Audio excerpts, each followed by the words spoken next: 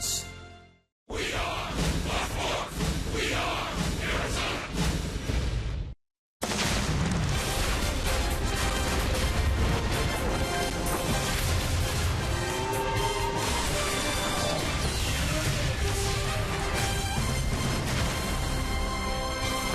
A series and road trip finale from San Francisco. It's Arizona Diamondbacks baseball, brought to you by Sanderson Ford. And a key game for the D-backs today. A win here means a series win in San Francisco and a winning record on this road trip before we head back home. A chance to take 3 of 4 from the defending champs. It's the D-backs and the Giants on Fox Sports Arizona. Good afternoon from AT&T Park. Welcome to the broadcast. Steve Berthume and Bob Brenly along the way. It is game 4 of 4. The Diamondbacks and the Giants a chance to win this series here in San Francisco. Our starting pitchers today, Jeremy Hellickson for the D-backs and the veteran Tim Hudson for the Giants. And Bob, here today a chance for Hellickson to get his first win as a D-back. Yeah, he's going to have to be a little more economical with his pitches if he expects to win a ball game. He's had some real trouble with base on balls and deep counts. Stuff looks very, very good. We've talked about it at length in his first 2 starts. Just seems to nibble around the edges a little bit too much. And the key for him, of course, keep the ball down with that changeup and curveball. Yeah, and day game here at AT&T Park today, the ball figures to carry a little better if it's in the air, so the more he's down, the better it'll be. Well, the Diamondbacks run into a guy that has had their number over the course of his long career. It's Tim Hudson. He'll have that sinker working today. Yeah, very little has changed for Tim Hudson throughout the course of his career. The velocity down a little bit, but relies on that heavy sinker, has a good split finger, a curveball, and a slider, and he has really given the D-backs fits. ERA just a skosh over 2 over the course of his career. 9 wins in 10 decisions against the Diamondbacks. D-backs with only 3 wins in their last 9 here at McCovey Cove, but a chance today to win the series. First pitch is coming up on Fox Sports Arizona.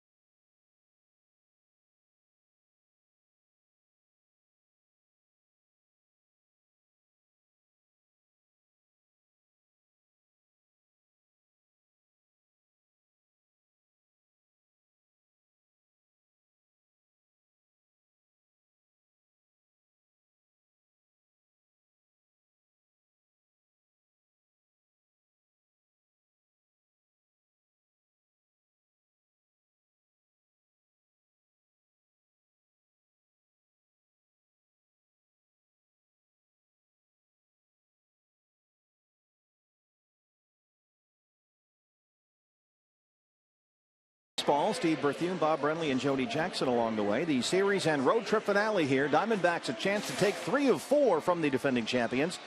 But today, to do so, they'll have to beat the 39-year-old right-hander Tim Hudson. Here's assistant hitting coach Mark Grace.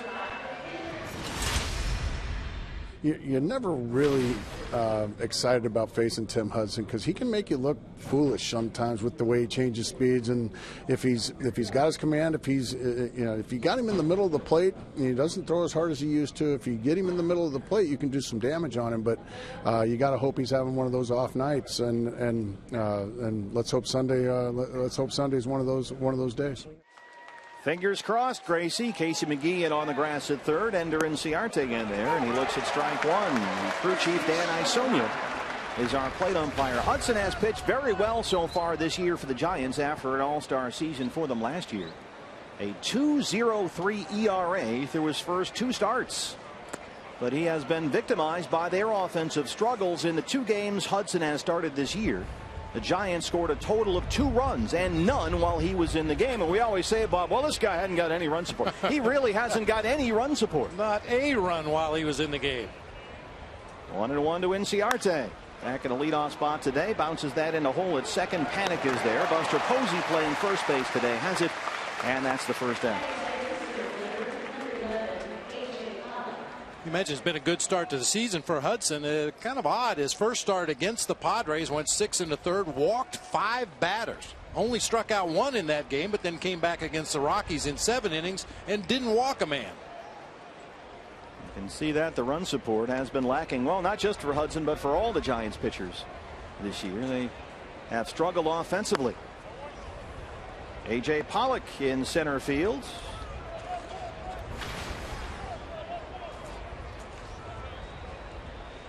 AJ 325 to start the year. The on-base percentage is 410, over 410 in fact, and now the OPS, as you saw, just under 900, and that one rolls into center for a 1-out single. And here comes Paul Goldschmidt.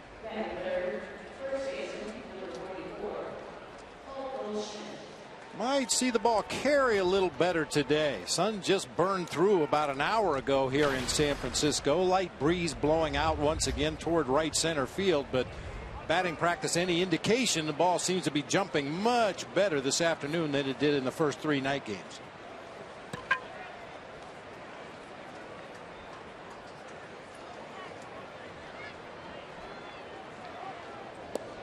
You saw the numbers a moment ago. Goldie hitting .311 on the year with 4 home runs.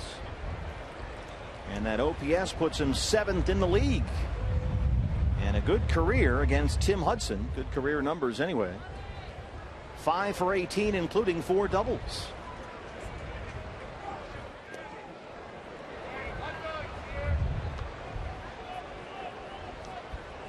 The numbers career for Paul Goldschmidt against the veteran Tim Hudson, who turns 40 in July.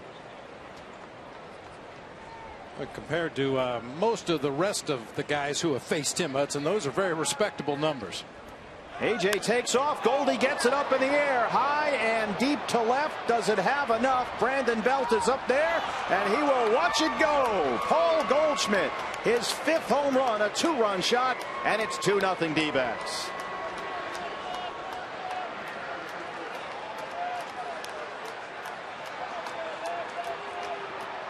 Well, make it 6 hits in 19 at bats. The beard is working for Goldie. Well, Goldie was slugging homers before the beard started. Somewhere in that Giants dugout, Tim Lincecum is over there wiping his brow, thanking the baseball gods that he didn't have to pitch in this series. Mark Trumbo takes strike 1. That's a real good start against this guy, considering all the numbers we've shown you already. So Hellickson spotted a 2-0 lead, still only 1 out. And Trumbo at the plate hitting .300 on the year. A ball and a strike. Through his first 10 games, Mark right at .300. He had a pair of hits in last night's ball game, his 2nd multi-hit game on this road trip.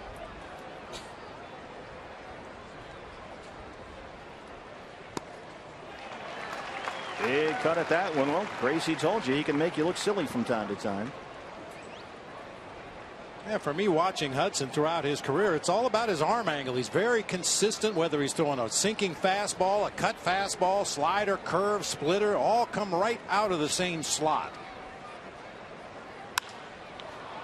In the air, right center field. Angel Pagan is out there with Nori Aoki. Pagan's got it. And that's the second out. The lineup for Chip Hale's Arizona Diamondbacks against Tim Hudson. Ender Inciarte in left, A.J. Pollock in center, Paul Goldschmidt at first base, Mark Trumbo with a 7-game hit streak, batting .357 with a homer and 3 driven in. He'll be out right field with Aaron Hill at third base. George Pacheco doing the catching today. Chris Owings at second base, Nick Ahmed at short, and Jeremy Hellickson on the mound. Here's Aaron Hill. 2 outs, 2 runs in on the Goldie homer, his 5th of the year. There's the strike, 0-1. Aaron Hill in there at just under 190. Aaron has had the last 2 games off, not in the lineup, and has had just 14 at bats on this road trip. So Chip Hale trying to get Aaron some ABs today in this series finale.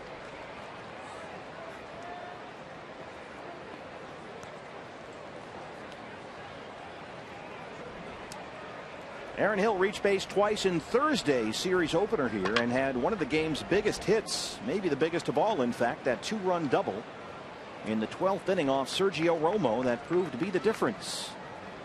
And a big spot in which to get your first 2 RBIs of the year. On a hop to short, Crawford's there. The Diamondbacks get 2 against Hudson in the first. Paul Goldschmidt, the beard is working. His 5th of the year.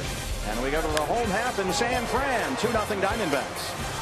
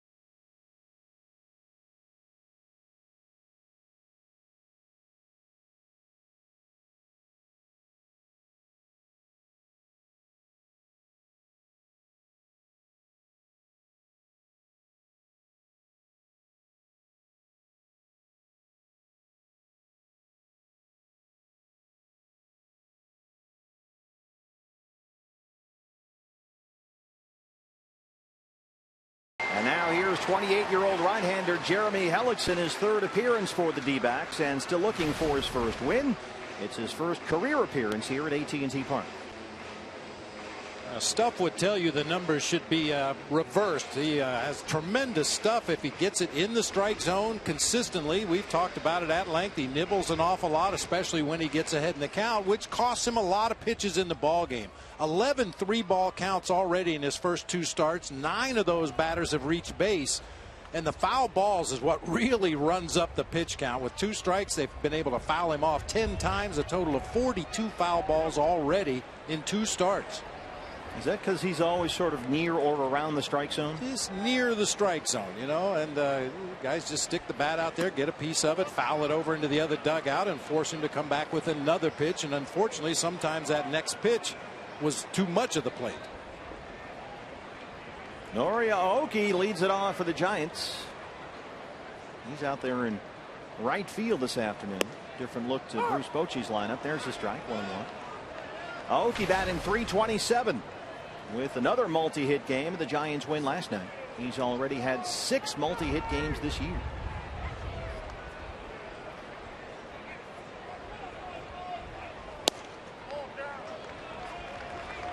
Down is good. You heard Dan Isonia, the home plate umpire, say no, down.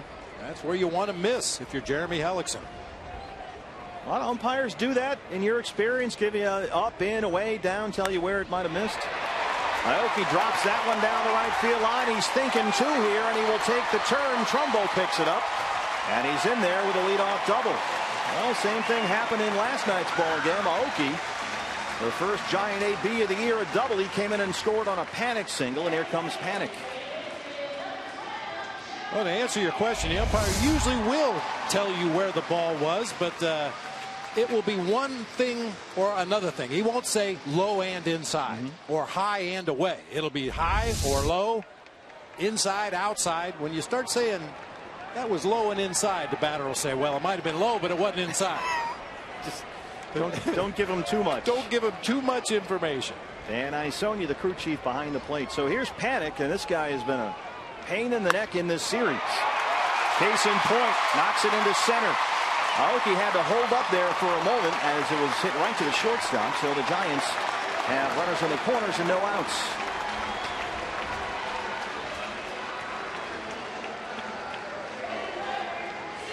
And here comes Angel Pagan. With the Giants going through their offensive struggles after that first series of the season, you knew it wasn't going to be long until they started to break out. They just have too many good hitters in this lineup, and rough start to the ball game so far. Leadoff double by Aoki, a single by Panic. It puts them on the corners for Pagan, who is off to a .340 start at the plate this year. He's got 3 hits and 13 at bats in the series, all singles. So relatively speaking, the Diamondbacks have done a good job containing Pagan. He has yet to drive in a run or score a run in this series, and took a rare 0 for 4 last night. That snapped a 16-game hitting streak against the D-backs.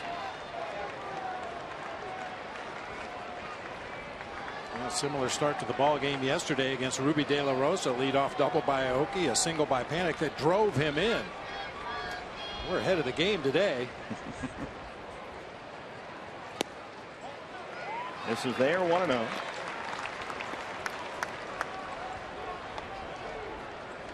Ruby De La Rosa, who at times last night just had electric stuff. He was 97, 98. Changeup was dropping. Just left one up to Brandon Crawford, and that really proved to be the difference. 1-0 to Pagan. This is the lineup for Bruce Bochy's defending champs. First two guys already on base. Nori Aoki in right field. Joe Panic at second base. Angel Pagan in center field at the plate right now. Buster Posey playing first base today with Brandon Belt moving out to left field. Casey McGee at third. Andrew Susac doing the catching. Brandon Crawford hitting the D-backs hard this season, and right-hander Tim Hudson on the mound. Now Ellickson falls behind, 3 balls and no strikes to Pagan.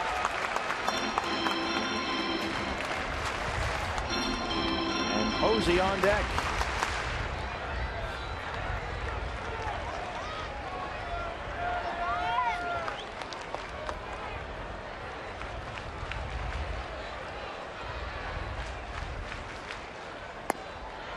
There's the strike, 3-1.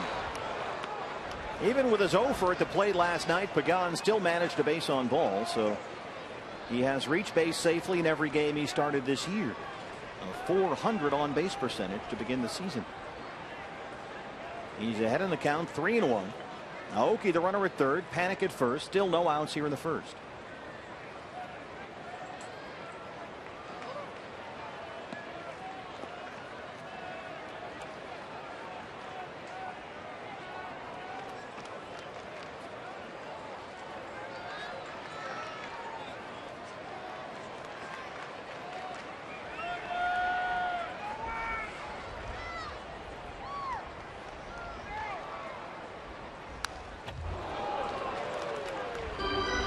Two.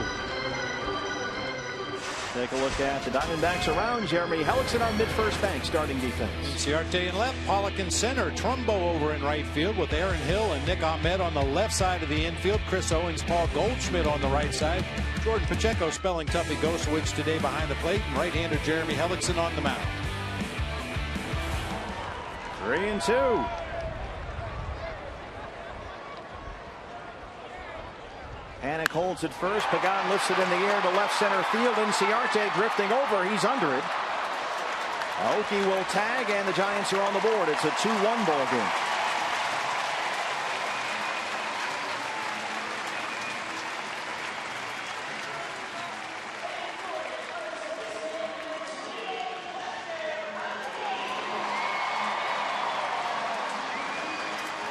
There's Buster Posey. We talked about it with Ruby De La Rosa in the ball game last night. He did a real nice job of damage control in that first inning after giving up the leadoff double, the RBI single. He walked Angel Pagan, but then managed to go 1-2-3 to get out of the inning with only the 1 run scored. Hopefully Jeremy Hellickson do the same thing here today.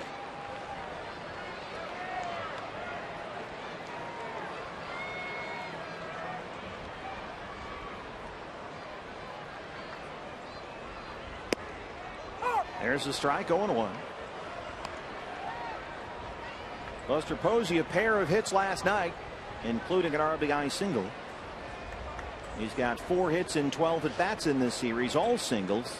He's driven in a pair of runs. On ball here for Jeremy, who's a fly ball pitcher, might work out nicely.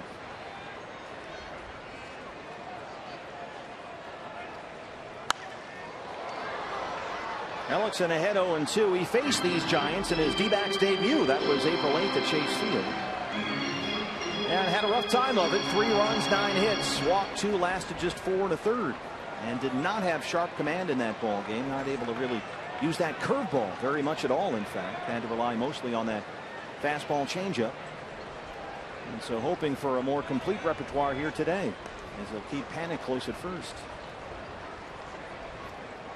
And that start against San Francisco back at Chase, Jeremy said he felt really good, just had no command of anything. And he survives on command. Pinpoint location. He's ahead of Posey, 0-2.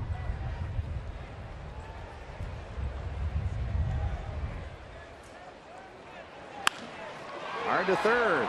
Aaron Hill, Chris Owings, and there is the ground ball double play.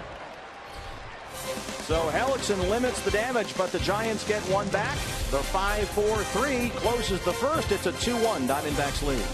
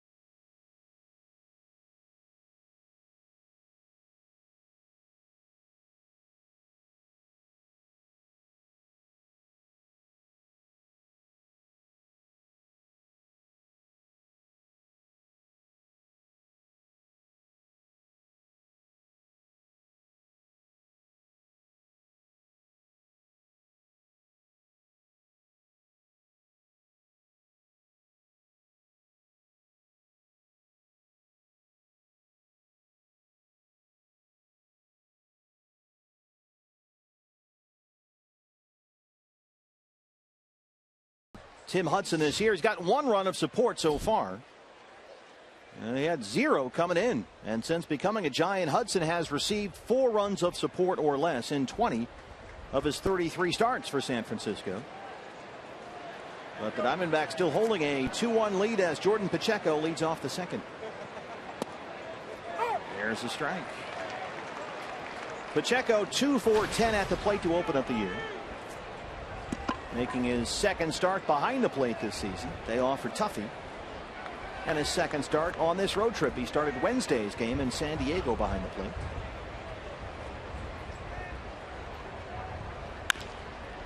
A roller to shortstop. Crawford's there to scoop it up and throw him out. 1 away. Here are the Giants around their veteran right-hander, our mid-first bank starting defense.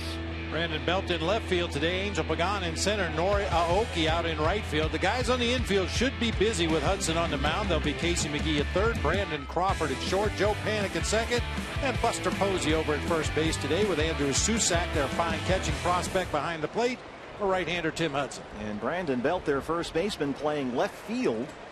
He has not had a lot of experience in the outfield for a while. In fact, the last 4 years, just a game here or there at most. So we'll keep an eye on that. 0-1 to Chris Owings.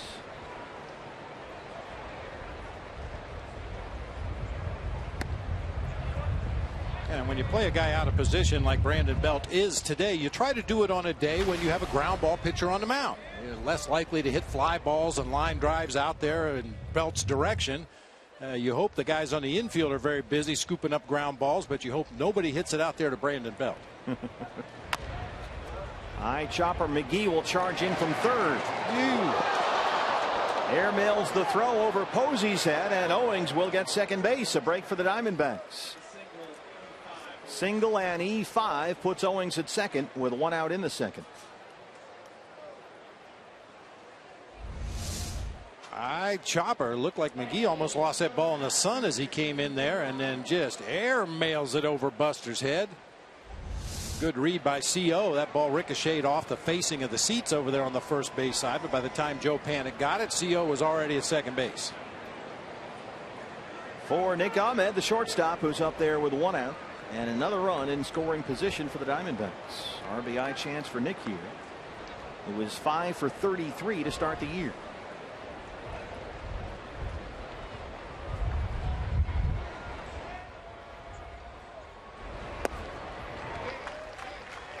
Nick is 2 for 11 in this series with 4 strikeouts. His only 2 hits on this road trip came in Thursday's series opener here against the Giants. One of those was a bunt hit for a single, and Bob has talked about all series about trying to test out Casey McGee defensively because he's got that bum knee. Kept him out about a week or so. A left knee strain for McGee. So that's something to think about for the bunters in the Diamondback lineup. I think that should be a big part of Nick Ahmed's arsenal up there at the plate. He's a good bunter. That one he dropped down the other day was absolutely perfect for him. He waited until the ball was on its way to home plate before he showed bunt. Put it right down that third baseline. Swing and a miss. It's a ball and 2 strikes. Anytime the D-backs score 5 runs or more, you know what that means. Taco Bell giving away 3 free tacos with the purchase of a large drink between 4 and 6 the following day at participating locations.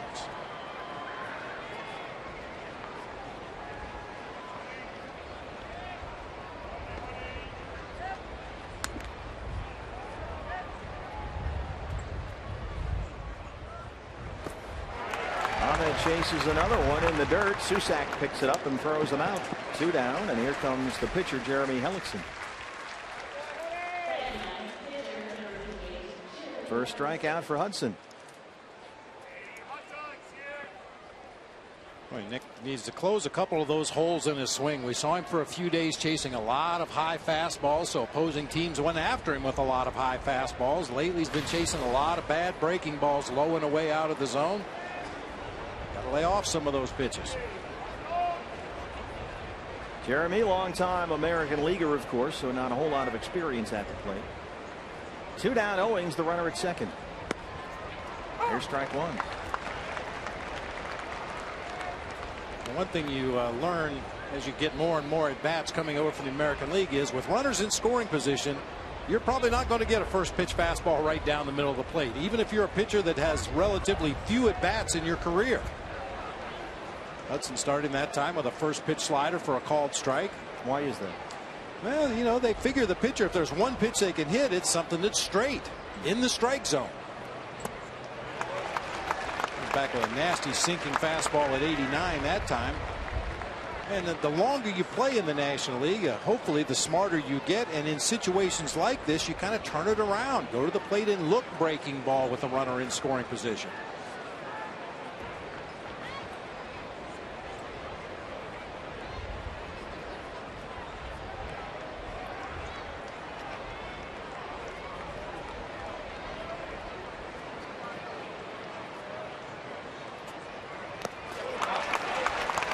Hellickson chases that one. Back-to-back strikeouts. After the single and the error, as Hudson picks up McGee and keeps it a 2-1 ball game.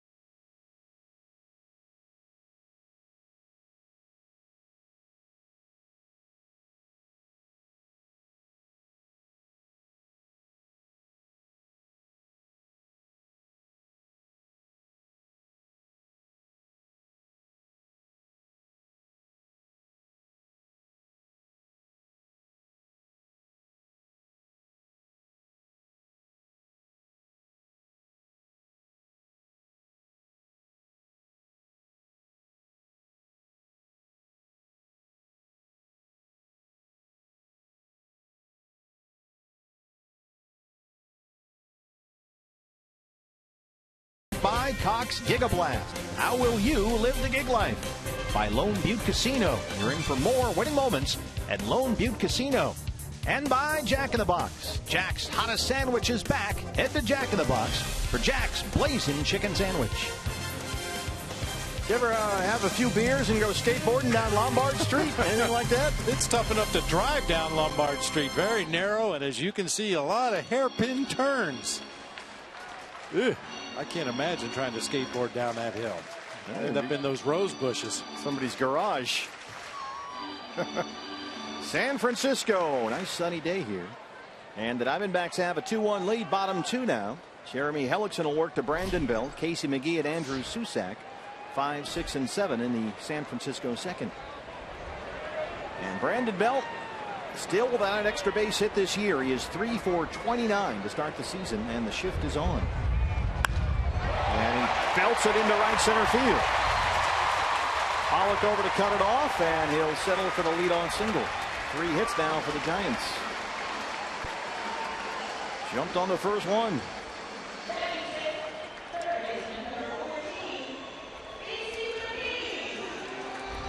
And Brandon Belt has always been a very aggressive hitter. Gets a fastball up and out over the plate on the first delivery and wastes no time banging that one into center field for a leadoff base hit. He had a single in last night's ball game, Belt. It was his first base hit since April 12th.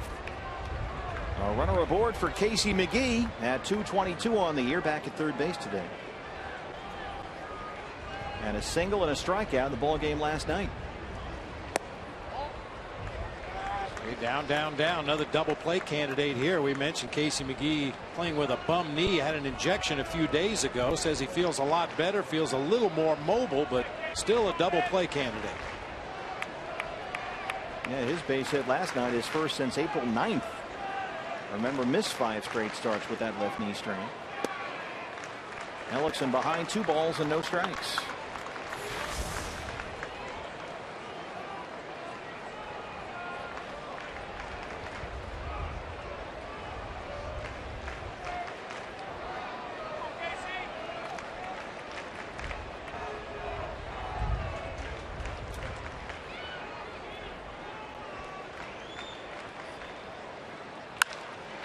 Double play ball here. Ahmed, Owings, Goldie, they roll it. 2 innings, 2 double play balls for Jeremy Hellickson. Quickly 2 down. That'll work. That'll definitely work. And doing it earlier in the count than we've seen in the past. Keeps your defenders on their toes, ready to make plays defensively. Taylor made double play that time. Two down for Andrew Susac, the catcher. He was just recalled yesterday from the minor leagues and flied out in a pinch hit appearance last night, his first at bat of the year. He jumps on the first one and fists it out there to left center, and it drops in just over the head of Nick Ahmed. And now 4 hits for the Giants. That's too bad. Nick kind of took a stutter step in before retreating on that little pop-up. Put that pitch right in on the hands of Andrew Susac. You saw him just jogging out of the batter's box. He thought that was an easy out, but a little bit of a misplay that time by Nick Ahmed. Maybe just didn't see the ball off the bat well. And here's a guy that's been a problem in this series, Brandon Crawford, who somehow leads the Giants in home runs and RBIs, despite the fact he's got just 2 hits in his last 32 at bats. He's got a pair of homers in this series, both 2-run shots. Those are the 2 hits. 163 on the year. His homer Thursday made it a close ball game, got the Giants back in it before the D-backs won in 12. And the other last night, when it was a 1-run game, after David Peralta had homered in the top of the 4th, Crawford belted a 2-run shot off Ruby De La Rosa in the bottom of the inning, and that made it 4-1.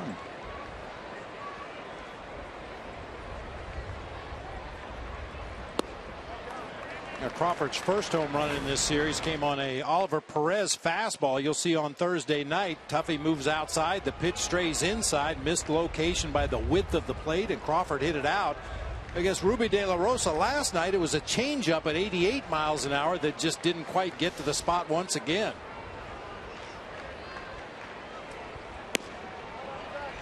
Hellickson right around the strike zone, nibbling mode here. He's behind 3-0.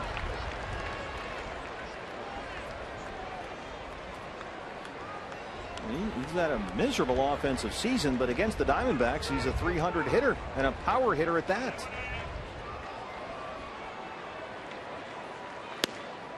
There's a strike, 3-1. Well, Crawford said after the ball game last night he's actually been swinging pretty well and just hasn't gotten many hits. And that home run last night came on the Ruby De La Rosa changeup that was up in the zone, and Crawford said he has seen a lot of those pitches lately and he's made adjustments. Ball 4. First walk issued by Hellickson, and here comes Tim Hudson. And if there's a guy you want up in this spot, if you're Jeremy Hellickson, it's Hudson right here. Tim Hudson is hitless in his last 44 at bats. Ouch. And that is the longest hitless streak by any National League player. A 157 career average over 17 years in the big leagues.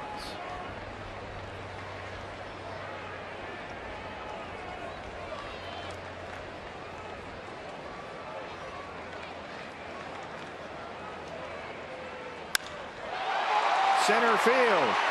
A.J. Pollock makes a spectacular diving catch and saves a run. Make it 45 consecutive hitless at bats for Tim Hudson. Some A.J. Pollock defense in center, and it's still 2-1 Diamondbacks. Go get them.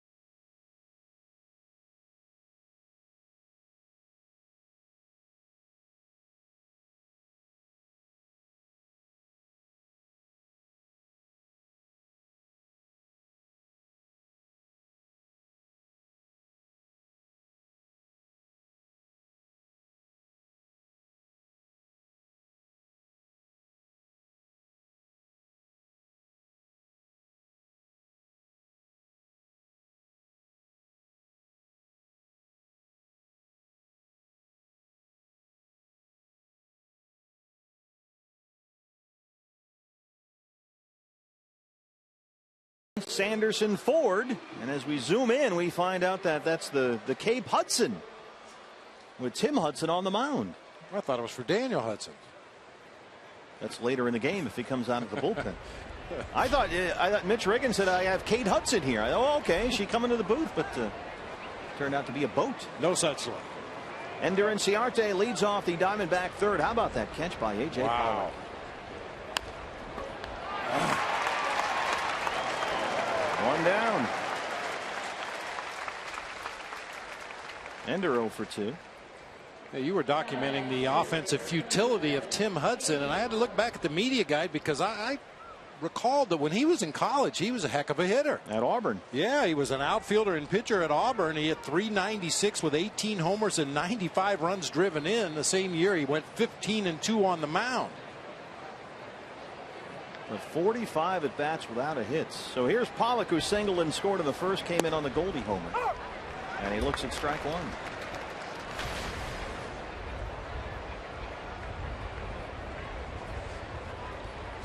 So AJ now up to 341 on the year. And he's got 7 hits and 13 at bats in this series. And there's another one. Stay hot. Lines it into left. AJ 2 for 2. And 8 for 14 in the series. He's rolling. That's the 4th D-back hit. Here's Goldie. This was Paul Goldschmidt in the first after Pollock had singled. Oh, man. Look at that. So quick. Quickness. And apparently the beard is trending. If that's all it took, everybody'd have a beard. Nobody shave.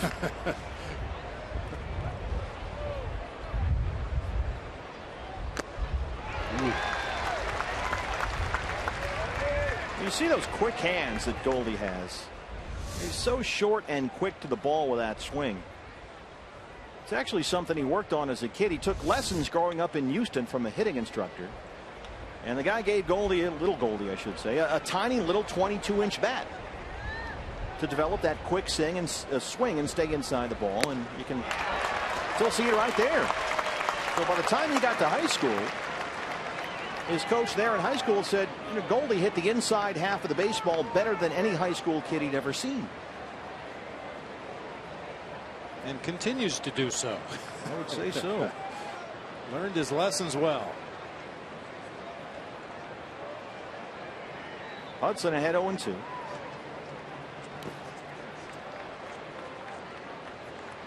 And Goldie, great numbers against Tim Hudson, as we showed you earlier. Let's take a look at those quick hands.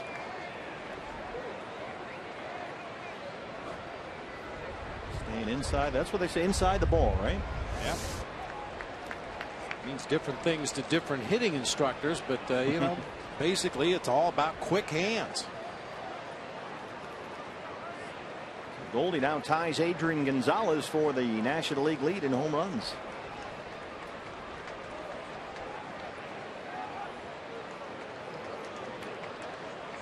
Let's take a look real speed at the quickness of Paul Goldschmidt at the plate.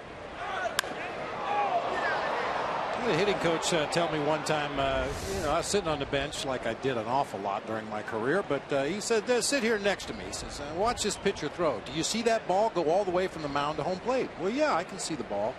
Now watch the batter swing. Can you see the bat go through the hitting zone? And when you really think about it, I mean, it's a blur, especially with Goldie, somebody that swings quickly.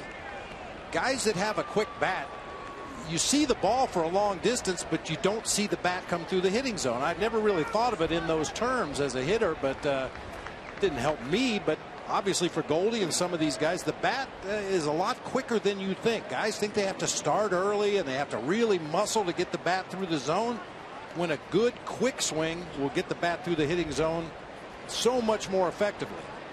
Now, how is that different from a guy that we always hear has a long swing? Well, we'll keep an eye out for some long swings in the game today, and then we'll put a comparison up there. But, you know, Goldie's hands go right to the spot, and then the barrel of the bat follows the hands. He uses his upper body later in his swing. Hands first, big muscles later. And guys that usually have a longer swing, it starts from the ground up. Long stride, big waist turn, big shoulder turn, and the bat kind of drags behind everything. Whereas Goldie gets the hands going first and then uses his large muscles to supply the power. 2-2 is in the dirt, and once again, it's amazing how many times you see this when Goldie is down 0-2 and it winds up being a full count 3-2. He's the king of that.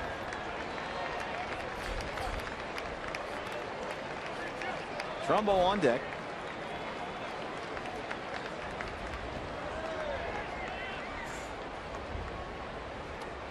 Diamondbacks lead it 2-1. Goldie, his 5th home run of the year in the 1st. Up there again here in the 3rd. 3-2. A.J. Pollock, the runner at first. There goes A.J. Ball 4. So Goldie down, no balls and 2 strikes, works the walk against Tim Hudson. And the Diamondbacks have a pair of 1-out base runners for Mark Trumbo.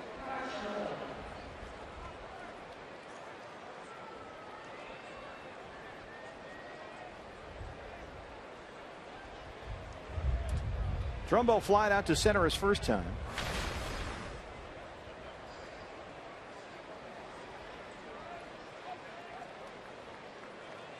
Had a pair of hits last night, his 2nd multi-hit game on this road trip. See if Mark can get into one here. 1-0. Trumbo went hitless against the Giants in the 3rd game of the year back at Chase Field. And he's hit safely in every game since, a 7-game hit streak. And during that streak, he's batting about .360. A nice sunny day here by the bay. Home run swing. 1-1. Now, sun definitely a factor for the guys on the left side of the field right now. 3rd baseman, shortstop, left fielder, and the center fielder also moving over to that gap in left center. You can see the shadows behind the Giants defenders.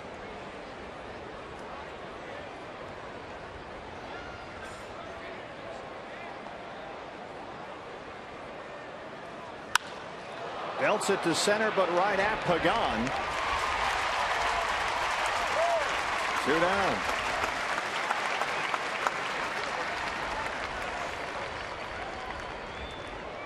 Struck well, just hit it in a bad spot right at Angel Pagan out there in center field. So 2 down now for Aaron Hill, who grounded out his first time up.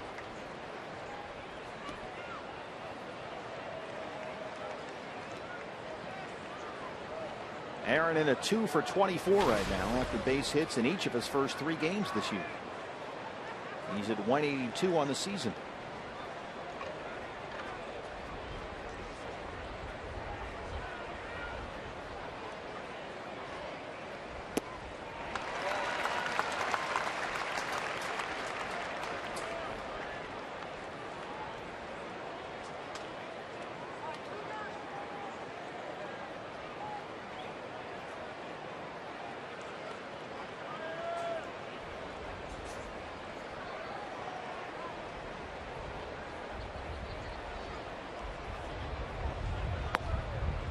Ball and a strike.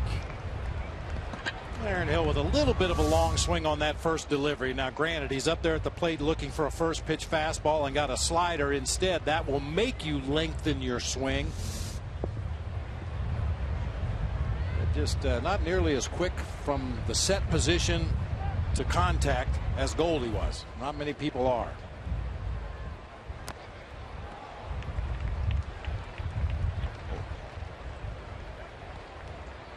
Ball and 2 strikes. Hudson now at 40 pitches.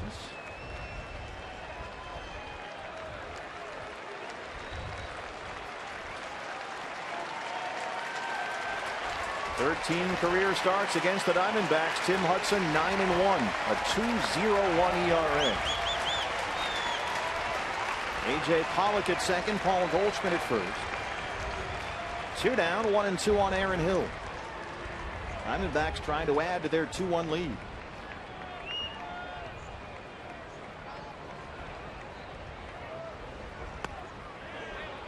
Two and 2.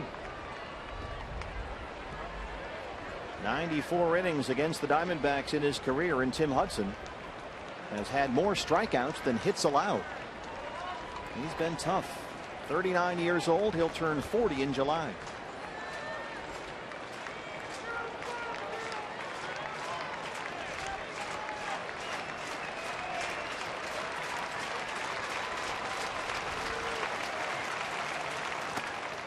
It's full, 3-2.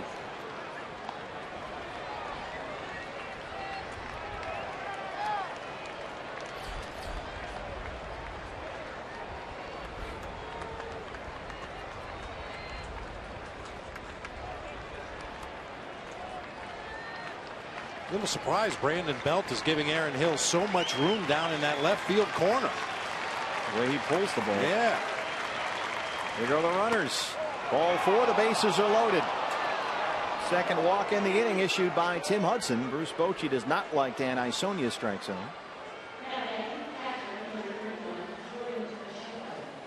Well, he's really angry down there. Yeah, it looked like Susac caught that ball awkwardly. You see his glove go up and then tries to pull it back down. Yeah, sometimes that'll work against you as a catcher when you're trying to get a borderline pitch. If you move your glove that much, the umpire is going to assume it was out of the strike zone. Framing pitches is a very subtle turn of the wrist. It's not a big jerk of the glove pulling it down in the zone like that. Bases loaded. 2 outs for Jordan Pacheco. 2 for 11 at the plate this year. And he takes ball 1. Tim Hudson in a bases loaded 2-out mess. In the first 2 innings of the ball game today, Tim Hudson threw just 5 balls. He has thrown 10 in this inning. He's walked 2, given up a base hit, and the pitch count is rising.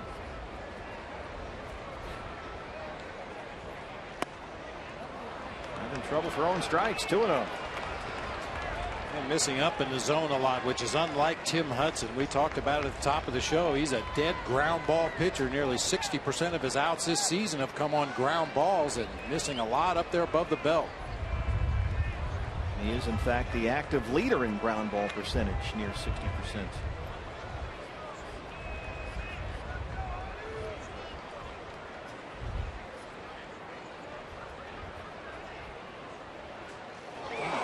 He hit him, and that's a run. 3-1 Diamondbacks as Pollock comes in to score.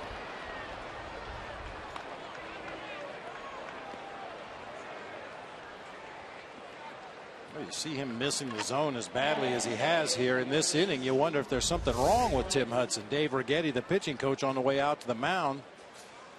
Oh, tough RBI right there. Pacheco takes one in the ribs.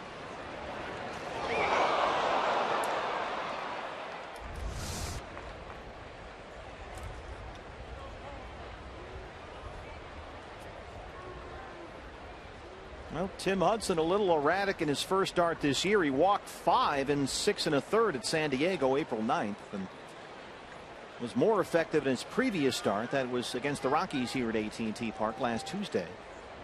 Went 7 full innings, 3 runs on 8 hits, and did not walk a batter. But he's walked 2 and hit a batter in this inning. And the Diamondbacks, now up 3-1, have the bases loaded and 2 outs for Chris Owings, who singled his first time.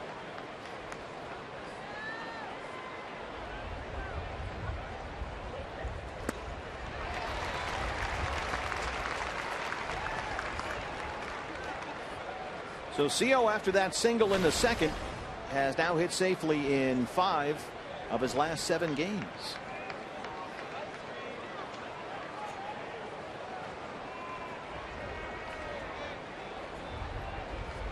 Big opportunity for the Diamondbacks right here.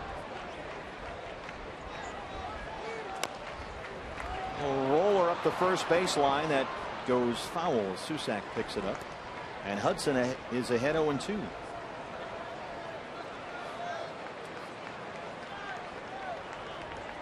Chris Owings says he feels like his swing hasn't been the problem. 5 for 37 to open up the year. And he's aware that, look, if this had happened June or July, probably would not be that big a deal. But here at the beginning of the season, well, there's more focus on it because he says everybody's ready to go and you're trying to prove you're ready to go. And especially in Chris's case, coming off an injury. And that's a trap he may have fallen into here. He admits to feeling like he's trying to do too much. at times this season, trying to dig his way out. And he drops that one down the right field line. Goldie will score. Here comes Aaron Hill. And it's a 2-run single for Chris Owings. A 5-1 Diamondbacks lead. A big 2-out hit right there for CO. Bob, you hungry? Oh, nothing like tacos on the off day tomorrow. D-backs with 5 on the board in the first 2 2/3 here. That means 3 crunchy beef tacos tomorrow between 4 and 6 at participating locations. Well, that's a nice approach after flagging it. A couple of sliders low and away. Got a pitch up over the heart of the plate. Stayed right on it. Drove it down into the right field corner. Noriaoki didn't know what to do with that ball. Lined up to throw it home. And they lined up to throw it to third. And ultimately just flipped it into the cutoff man. They're on the corners with 2 outs for Nick Ahmed, who looks at strike 1. Nick struck out his first time. You've got Pacheco, who was hit by a pitch at third, and Owings with the 2-run single at first. 5-1 Diamondbacks. It's a 3-run third so far against Tim Hudson.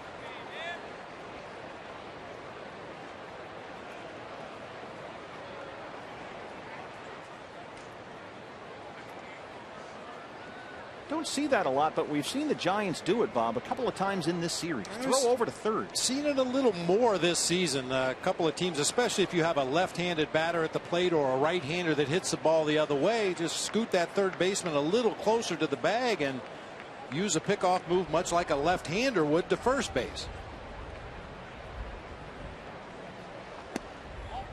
1-1.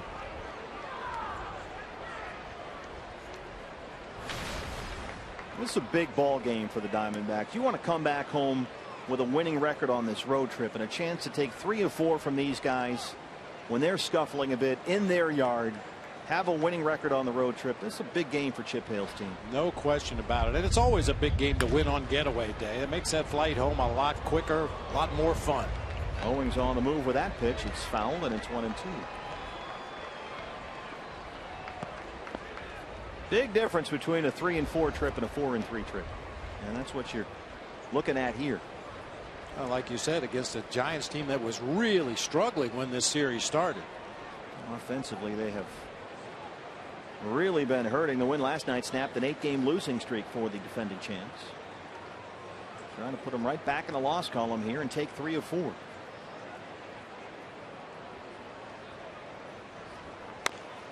Ahmed reaches out and pokes it foul down the first baseline.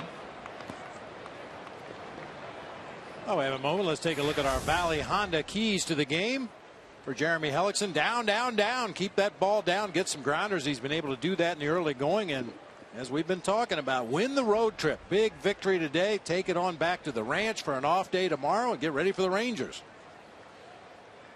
Texas comes in for 2. Another off day on Thursday. And then it's a series against the Pirates over the weekend at Chase Field.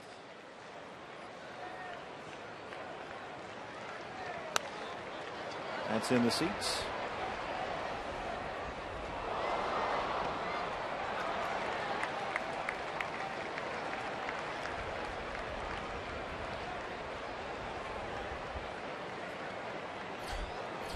Hudson laboring, about to throw his 30th pitch of this inning.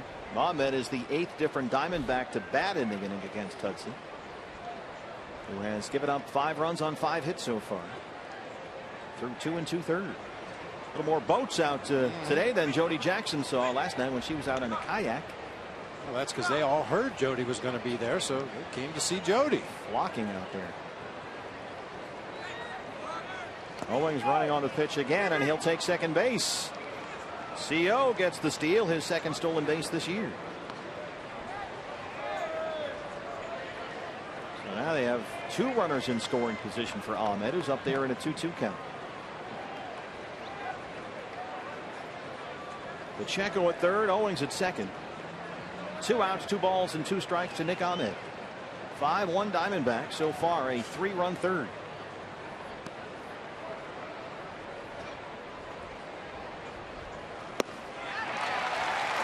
Well, Hudson gets the strikeout. The Diamondbacks leave 2, but they get 3. Chris Owings, a big 2-out single, delivers 2, and the Diamondbacks have a 5-1 lead.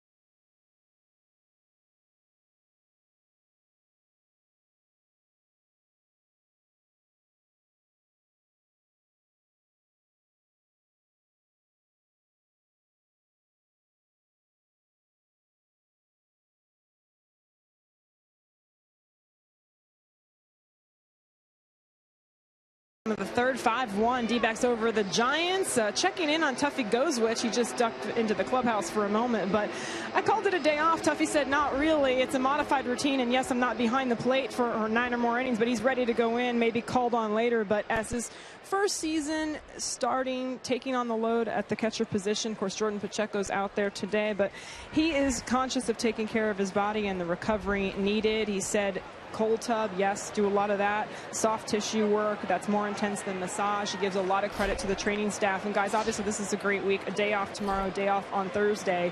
But Tuffy certainly conscious of a day off and using it to his advantage. He said, I try to do as little as possible. So that's what he'll try to do on Monday and Thursday, guys.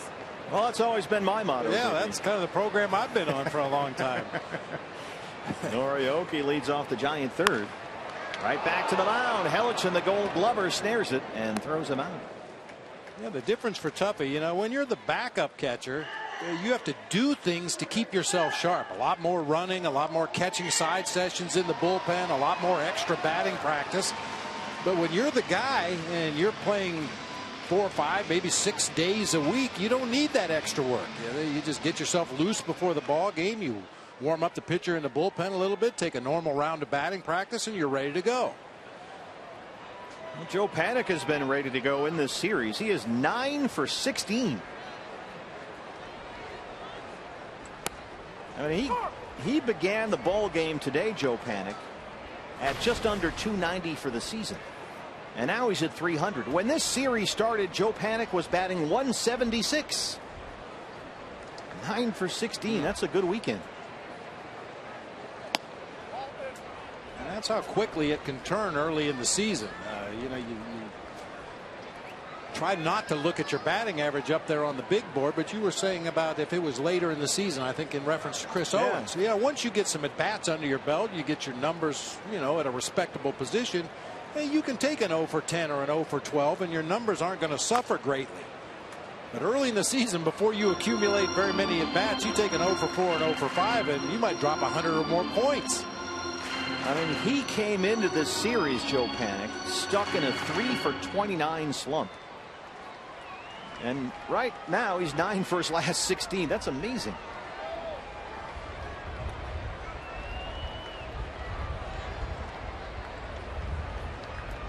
Hellickson ahead 1-2.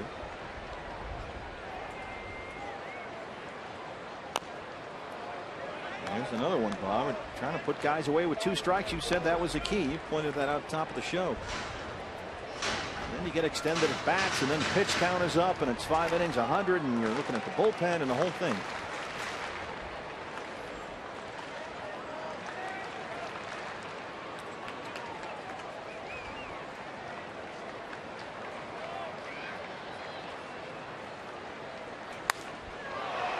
Lifts that one high in the air and down the right field line. That one's got a chance to get out of here. Almost makes the water. But it's a loud strike. Hey fans, when the D-backs win, you win at Papa John's. A day after every Diamondbacks victory, you get 50% off your regular menu price online order at Papa John's. Enter promo code DBACKS50 at papajohns.com.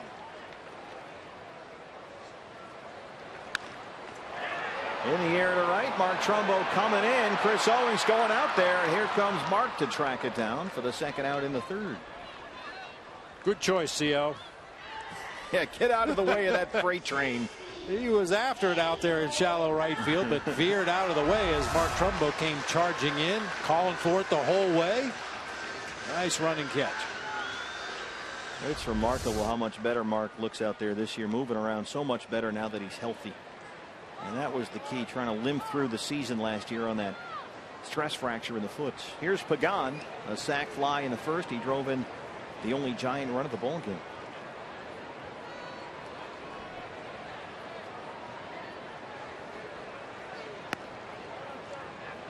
Diamondbacks in the top half of this inning got their 3 runs with just 2 hits. As Tim Hudson walked 2 and hit a batter. Pollock singled and scored. Chris Owens had the big hit, a 2-run single with 2 outs.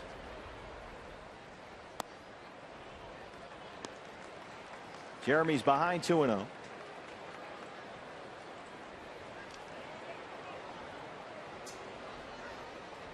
Trying to work a nice, clean, tidy 1-2-3 third with a 5-1 lead.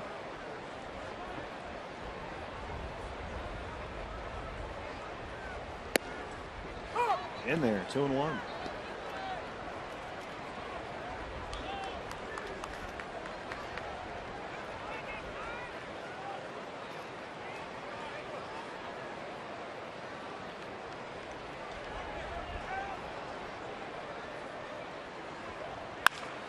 Off of Hellickson, and caroms over to Owings at second base, and they get Pagan. Now we'll check on Hellickson. Walking back into the dugout. Let's see if he's okay. We will take a break, and when we come back, we'll check in on Jeremy Hellickson as the trainers will have a look. A tough way to end a 1-2-3 third, but the D-backs have a 5-1 lead.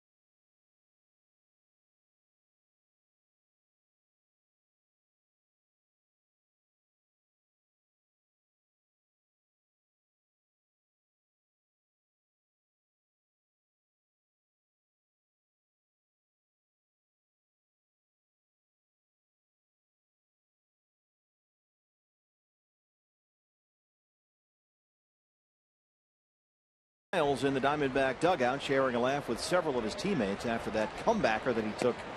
It appeared off the leg, Bob. Yeah, it looked like it hit him perhaps on the left leg as he kind of tried to jump out of the way and catch the ball at the same time. Smiles all around in that first base dugout. Good to see he's okay. This was the pitch to Angel Pagan.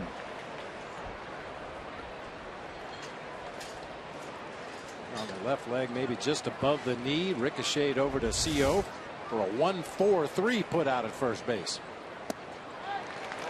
And there's the strikeout. Fourth strikeout for Hudson. One down in the fourth. And Jeremy appears to be none the worse for wear, which is remarkable because that ball was a rocket off the bat of Pagan. So one down now for the top of the order. It's Ender Inciarte. He has grounded out twice, 0 for 2. Ender began the ball game today 8th in the league in hitting at .362, and already with 7 multi-hit games this year. There's the strike 0-1. McGee in on the grass at third. Ender 0 for 4 last night. That snapped an 8-game hitting streak. He's got 4 hits in the series. He scored 4 times. Right to McGee, who was in again, snares it like a hockey goalie for the second out.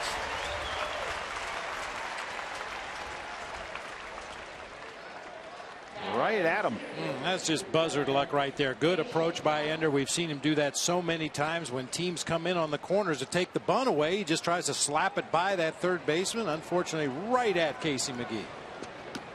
Well, Chip Hale said that A.J. Pollock was a dynamic hitter in the 2-hole, and the Inciarte-Pollock 1-2 combo have worked out well in this series, and A.J. is on fire right now. 2 singles. He scored twice today. And he's up near .360 on the year. 8 hits and 14 at bats in the series, including 2 doubles and a home run. 0-2. And AJ in this series is our T-Mobile game-changing player. The numbers so far.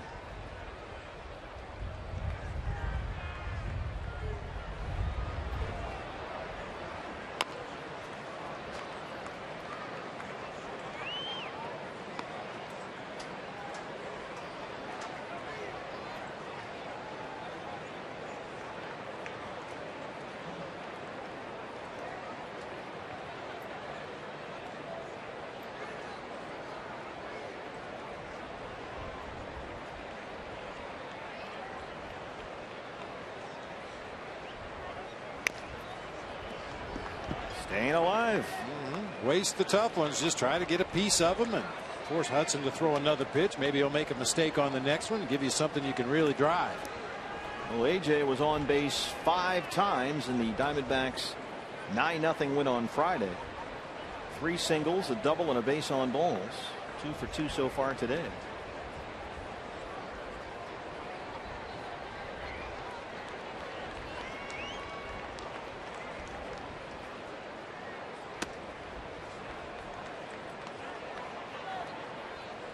Tim Hudson laboring near 70 pitches now. 17th season in the big leagues, and this is probably it, he says. He'll be 40 years old in July. This is inside. It's even 2-2. Hudson in the second year of that 2-year, $23 million contract he signed before last year, and there's some nice synergy here. Ending his career in the Bay Area, this is where it all started for him when he broke into the big leagues with the A's in 1999. And then the following season, Hudson went 20-6 for Oakland, finished second in the Cy Young voting to Pedro Martinez, and that was 15 years ago. And it's still the only 20-win season of Tim Hudson's career. Who else? The young gun A's pitchers that they had. Barry Zito, I believe. Mark Mulder was part of that group. They all kind of came up at the same time. The Hudson Mulder Zito group. Everyone was so upset that Moneyball wasn't about them. Not the players themselves, but the movie critics anyway. McGee is going to have to hurry, and Pollock beats it out. He's 3 for 3. AJ. You could just smell that one coming. AJ got fooled a little bit, kind of got out in front, moving out of the batter's box almost as he made contact. Well, McGee did everything he could, but AJ busting it down that first baseline, smelling hit all the way. Now 3 for 3 on the afternoon. And here comes Goldie, who has homered and walked. He's scored twice, driven in 2.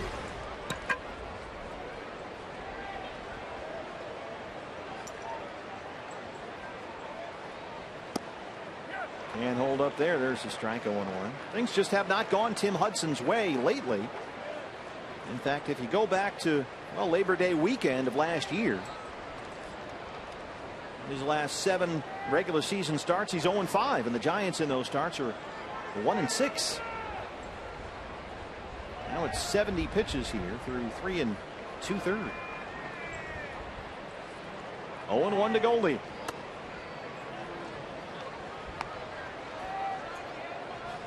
Goldie with his home run in the first, now a 7-game hitting streak. He's hit safely in every game on this road trip.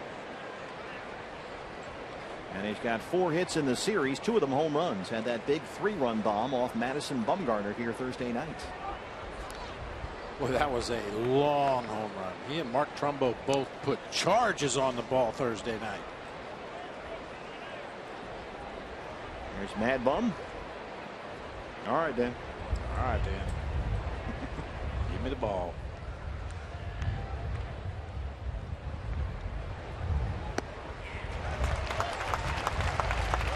This was Goldie Thursday night against Bumgarner. Oh, my. That was in the 5th after Trumbo had led off the 2nd with a solo shot. A 3-run homer with 2 outs in the 5th inning. Diamondbacks won the game 7-6 in 12 innings.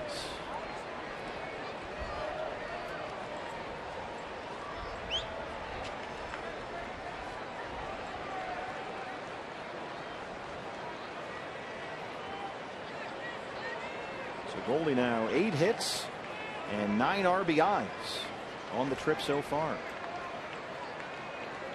A double and 3 home runs. 2-2. And Goldie is a .301 career hitter here in this ballpark. His home run back in the first was his eighth home run here at AT&T Park. 8 home runs in 35 games here. Well, you think of some of the great pitching staffs they've had here over the course of Goldie's career. It's pretty impressive to put up those kind of numbers in this ballpark. There goes AJ. As Goldie fans of that one and strikes out. 5th strikeout for Tim Hudson. Jeremy Hellickson back out there with a 5-1 lead.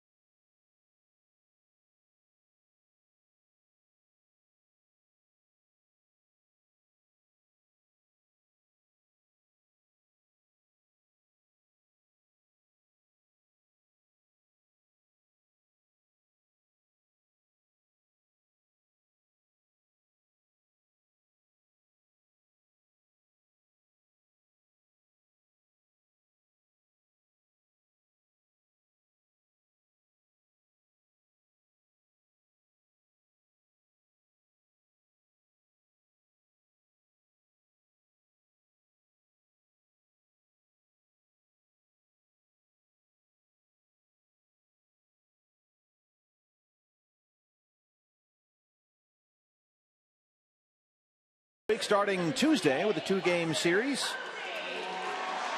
And then Saturday, the Paul Goldschmidt cap giveaway. Get your Goldie cap before the Diamondbacks and Pirates game. 2-game against the Rangers, and then the weekend set against the Pirates. And Saturday, the Paul Goldschmidt cap giveaway, courtesy of Sanderson Ford. Get your tickets now at dbacks.com. 2 against Texas, then 3 against the Pirates. Jeremy Hellickson has retired the last 4 he's faced. Buster Posey will lead off the Giant 4. With the Diamondbacks leading the Giants 5-1 and trying to win 3 of 4 here at AT&T Park against the defending champs and go back home with a 4-3 record on this road trip. Posey hit into a double play his first time. One of 2 double plays the Diamondbacks have turned so far behind their right-hander.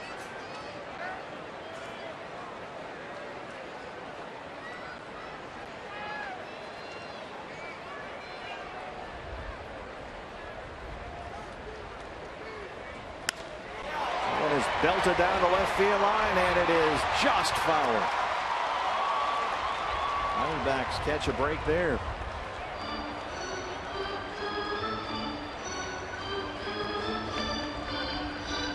Well, Bruce Bochy already mixing up Buster Posey's defensive duties, trying to get him more of a break from behind the plate in an effort to keep him fresher longer over the course of the year. Posey's already started 3 games over at first base this year. He's at first base today, so that's number 4. Played 35 games at first last year. This is number 120 in his career as a first baseman, where he's a .353 hitter going into play today, .299 when he's behind the plate. Is that always something, Bob, a manager considers when you've got the off day, and then maybe the day before the off day, try and sneak it so a guy really gets a day and a half or 2 days off? Yeah, especially later in the season. You get into the dog days. Those guys have been playing every day. You try to find spots to back up a given off day on the field with an off day on the schedule. Make it 2 in a row.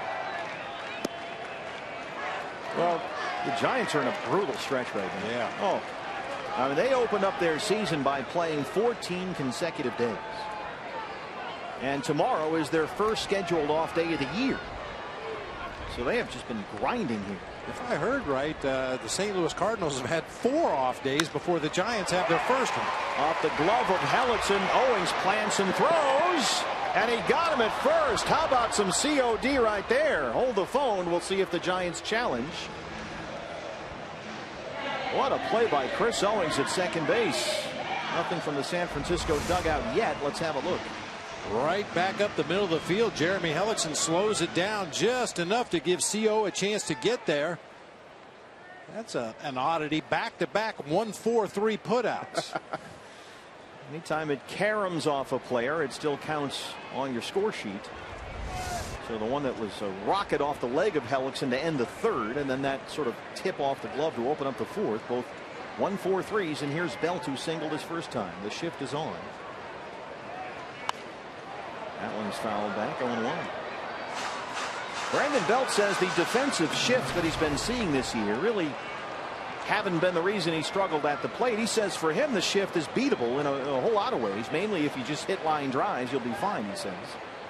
And that's what he's facing all the time now. He said just because they shift against you doesn't mean you have to go the other way. And he says he knows he can. But if you do try to go the other way all the time, that creates, he thinks, more problems, and then you're just making more issues for yourself. He's just going to try and go and hit it where it's pitched. Now, we've seen him hit the ball to Chris Owings in that I formation right now out in shallow right field a couple of times in this series. Balls that were struck well, but right into the shift. And that is the first swing and miss for the Giants against Jeremy Hellickson today. Tim Hudson's got a whole bunch.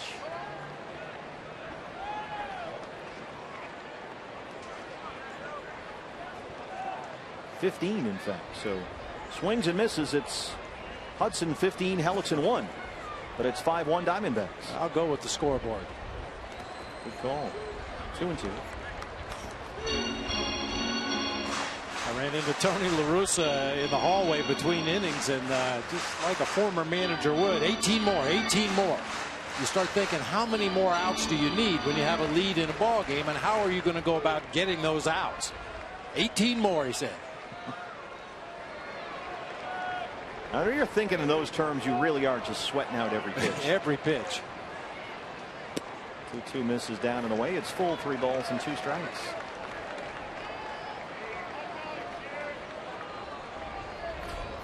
McGee on deck.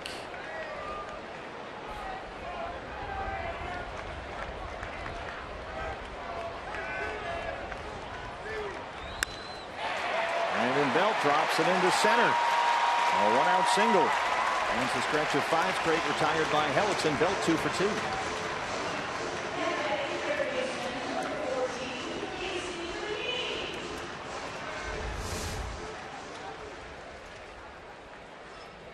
Lengthened to swing out that time. Got a pitch away from him. Just kind of guides it back up the middle of the field. I guess you'd call that beating the shift. Beating the infield shift anyway. They were playing him to hit the ball to the opposite field in the outfield. Well, 1 out. Here's a guy last year, Casey McGee, who was a double play machine. I mean, he had a whole bunch of double plays, and he did so in the 2nd inning. Last year, McGee in Miami with the Marlins.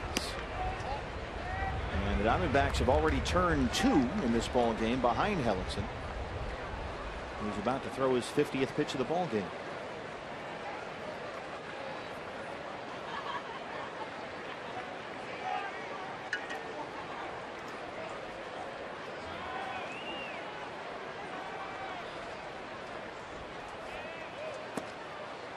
Bob, so far they have had the double play ball working.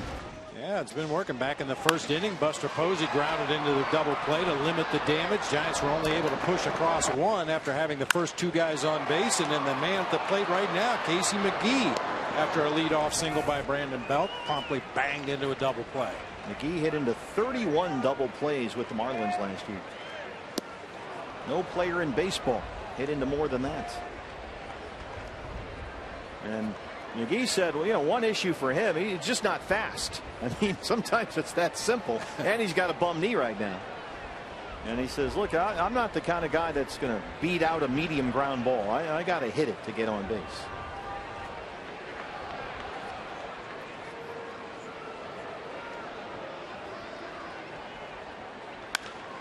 Puts that one up in the air and drives it to left.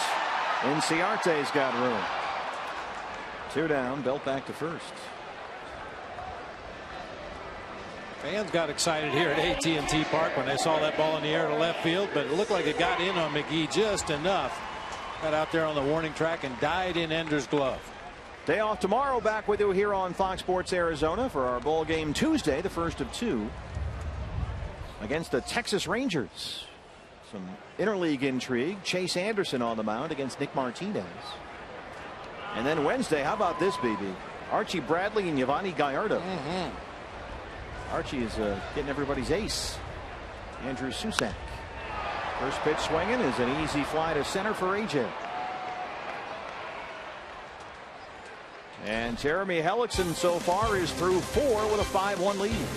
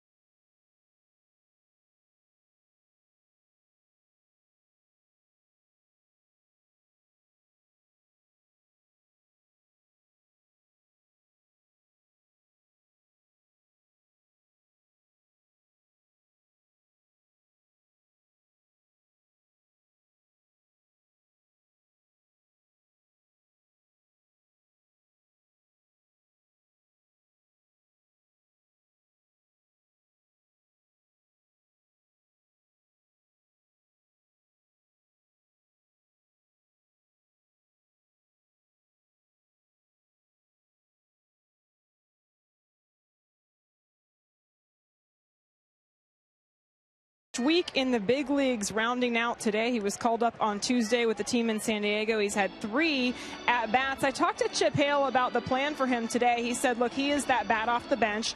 He knew starts would be tough to find for Yasmani, but they feel that the program that he's on right now is the right progression to be an everyday player. He's working with Dave McKay in the outfield. He's working with Turner Ward, the hitting coach. He's seen what it's like here to prepare each day. It's nothing like everyday at-bats. Chip is aware of that, but he's learning a lot being here at the big league level with these coaches. Thank you, Jody. Mark Trumbo leads off the 5th inning against Tim Hudson. Tomas 0 for 3 so far, 3 pinch hit appearances, and rejoined his Diamondbacks teammates on this road trip in San Diego after he started out with Phil Nevin's Reno Aces. And Tomas said, you know, yeah, he's in the big leagues. Getting here is not the objective. He's here to have good results, he says, and establish himself as a big league player like his countrymen have from Cuba.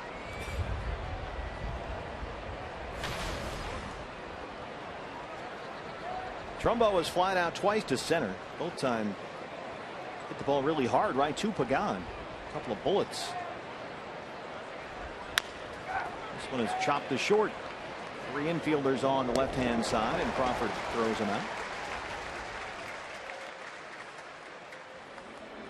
The Giardelli stand out there in left field. That's one of the most popular places in the ballpark. Real popular on a cold night when they have that hot chocolate out there. Today, though, ice cream. Aaron Hill walked and scored his last time up, 0 for 1. There's a bullet right to Crawford. Boy, he can pick it down there. 2 down. The bat might come and go, but the glove is steady. Yeah, there was a time early in his career where he was known to kick an occasional routine grounder, but those days are long gone. He is one of the steadiest shortstops in the National League. So 2 quick outs for Hudson. And here's Jordan Pacheco, picked up an RBI in his last at bat when he was hit by a pitch with the bases loaded. Whatever it takes.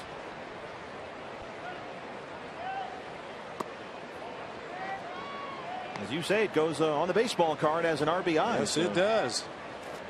It counts. Jordan getting his second start behind the plate this year. And his second on this road trip. A day off for Tuffy, as Jody Jackson told us earlier. Although Tuffy doesn't look at it as a day off, he is standing by and ready. This was Pacheco back in the third.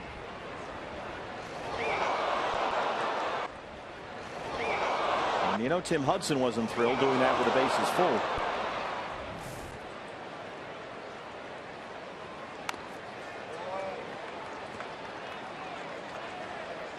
Even in this at bat, steady diet of pitches inside. I don't think he wanted that last changeup inside, but apparently the book that the Giants have on Jordan Pacheco is try to jam him in on the hands.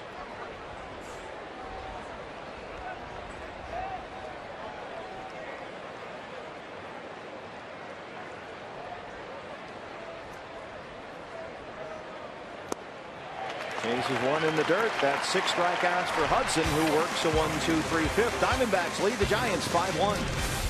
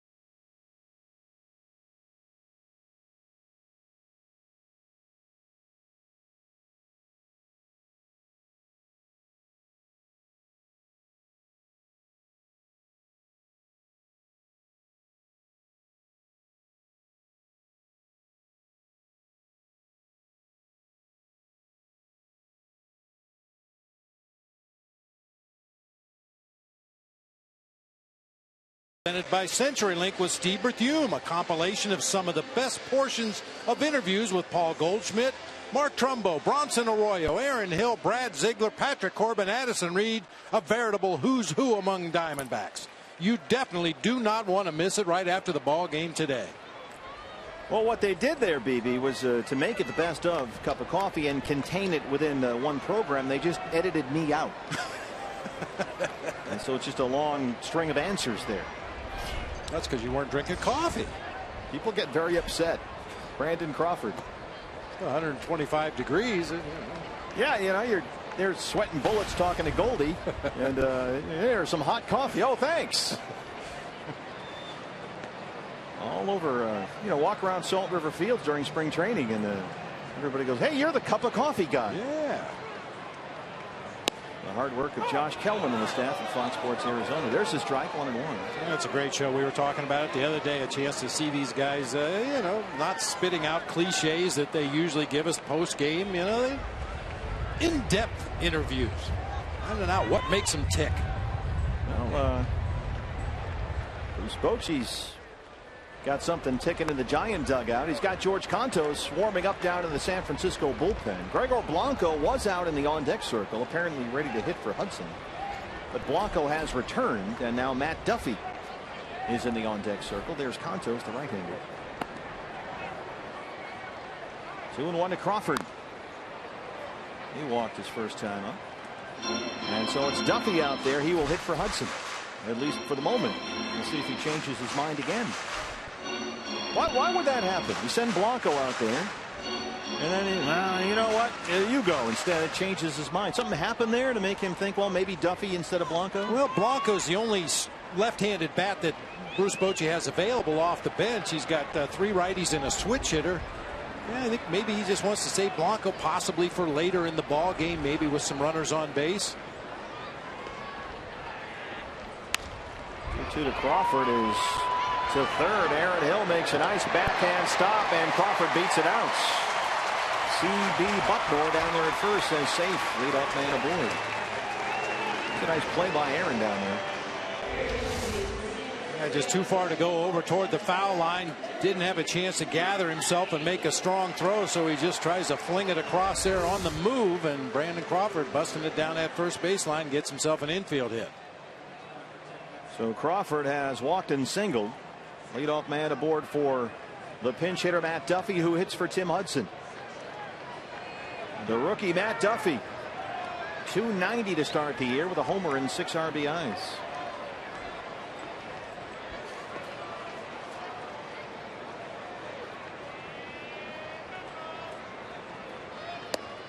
There's a strike, 0-1. Duffy did not appear in the last night's ball game. Had a pair of hits and RBIs in the series opener here on Thursday.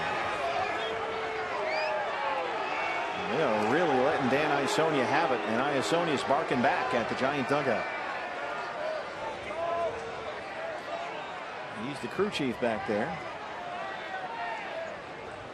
And a World Series umpire, too, not too long ago.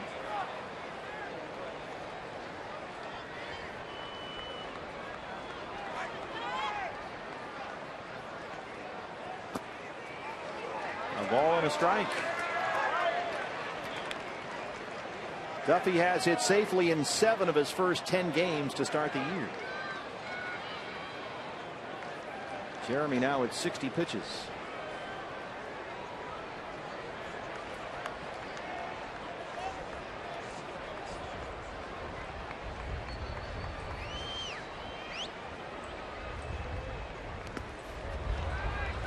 Block back there by Jordan Pacheco. Keeps Crawford at first. It's 2 balls and a strike. I'm not quite sure what to say about this. This is Matt Duffy and his cat Skeeter, who's obviously the cat's getting meal money too. 35 pounds. Jeez. You know, they built a sort of a quiet room in the Giant clubhouse. The cat's not allowed in. Really? Yeah, it's here where they got the no phones in there. It's like black walls, and you can kind of meditate. It's quiet. They just added that to the Giant clubhouse this year. And that's been the big joke. Don't let Duffy's cat in there. And now we see why. Wow. I can't believe I'm saying this, but let's go downstairs to Jody for more on Duffy's cat. The other day and talking to Matt, saying that, what do you feed Skeeter? And he said, look, it's just regular cat food, but we do have to lock him out of the kitchen at night because he will steal the other cat's food. His family, now this is the family cat, there are 3 of them, and apparently Skeeter will go right after the other cat's food, so they have to be very cautious there. But yeah, it's been all the rage here in San Francisco talking about Skeeter. Well, you've certainly heard a lot about corporate fat cats, and I think we've just seen one. Right to Aaron Hill. How about 3 double plays behind Hellickson, and they roll another one. 2 down in the 5th. 3rd double play turned behind Jeremy Hellickson by that Diamondback infield. Nice job. Almost looked like that ball tried to get out of Aaron's glove, but he grabbed it with the bare hand. Great feed to CO. Another easy double play. We talked about it in our keys to the game. Down, down, down for Jeremy Hellickson. When he's down in the zone, he gets a lot of ground balls.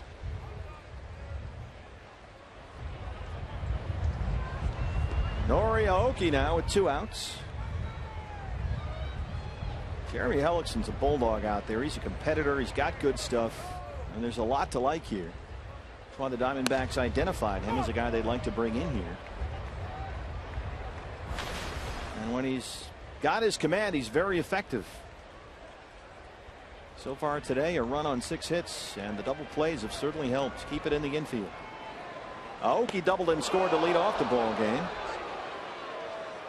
And he's sent flying.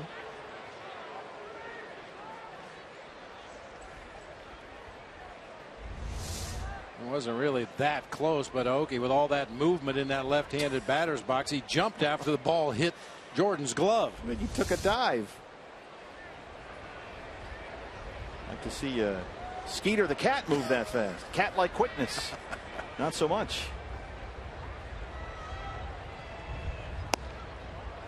1-2. And again, some boos from the seats in the Giant dugout.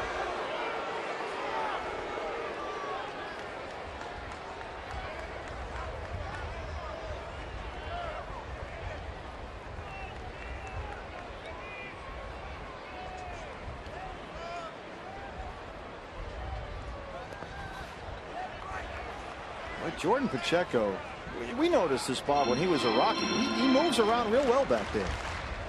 I think that's a lot of it is from his experience playing infield. He's always been very quick on his feet.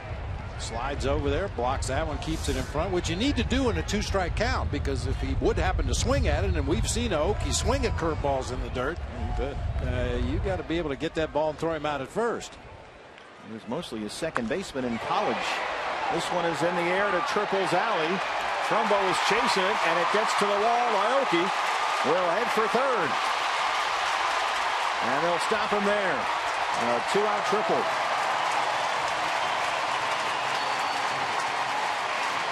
Well, that's the part of the ballpark that you want to hit it to. And he's at third with 2 outs for Panic. First triple of the season. It won't be the last, playing 81 games in this ballpark over the course of a long season. I'm sure he's going to find that gap out there in right center again.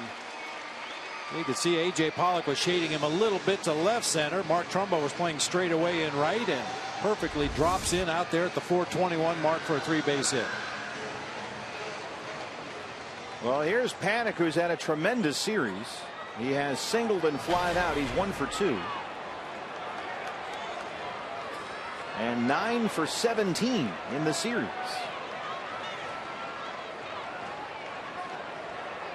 Aoki at third, 2 down.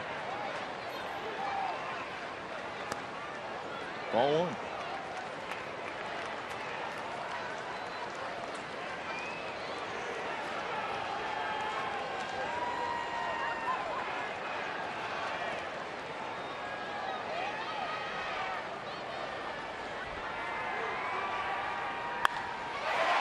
Right to CO at second, and Hellickson strands that runner at third, and through 5, he's got a 5-1 lead.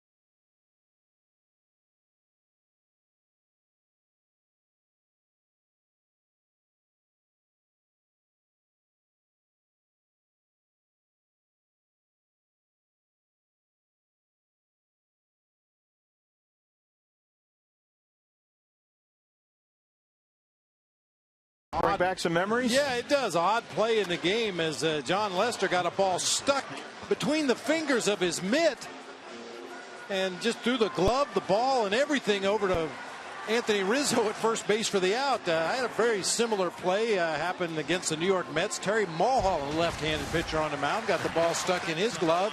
I was playing first base, and he chucked the whole thing over there to me at first, and one of the biggest brain cramps of my career. I still should have thrown everything around the horn. Glove, ball, all of it, just turn and throw it around the horn like nothing happened.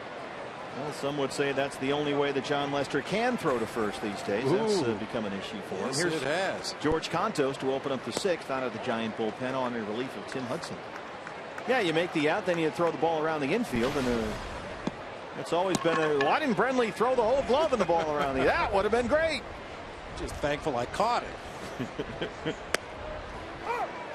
Well, you just have too much respect for Mulholland's equipment, that's all. Throw a guy's glove all over. Didn't want it to get dirty. Yeah. Watching out for your teammates, all that is. Chris Owings 2 for 2. Pair of singles, 2 RBIs. He had a big hit back in the third. A 2-out, 2-run single. That gave the D-backs the 5-1 lead. They got 3 runs in that third on just 2 hits as Tim Hudson walked 2 batters and hit Jordan Pacheco with the bases loaded. Owens gets that up in the air to right center field. Pagan drifting over. And that's the first out in the 6th. Here's Nick Ahmed 0 for 2. He has struck out twice. Beautiful day by McCovey Cove. Nice to be here when it's warm. Last 2 nights have been freezing up here. Good sailing weather. Except if you're Bob Brenly, there's no such thing. We established that yesterday while Jody Jackson was floating around out there in a kayak. Broken bat roller to short. And this is what you do. You get the last out, and then you're the first baseman. You're supposed to throw it around the horn as the next batter walks up. But the consensus always has been that you should have thrown the entire glove and the ball around. Brain cramp. That's where we're going with that. I was playing out of position. Yes, well, you were most of the time anyway. that was, of course, it's funny because your career is really known for 2 of your great defensive plays. Yeah, 1 at third. One at third and 1 at first. A bad inning at third and a freaky play at first. All's well that ends well. That's right. 4 errors in 1 inning at third base, but you followed that up by hitting a walk-off homer later in the ball game. You have 2 homers that day? Yeah. It's quite a day. Ellickson, little grounder to panic at second, and Contos works a 1-2-3-6. Diamondbacks lead the Giants 5-1.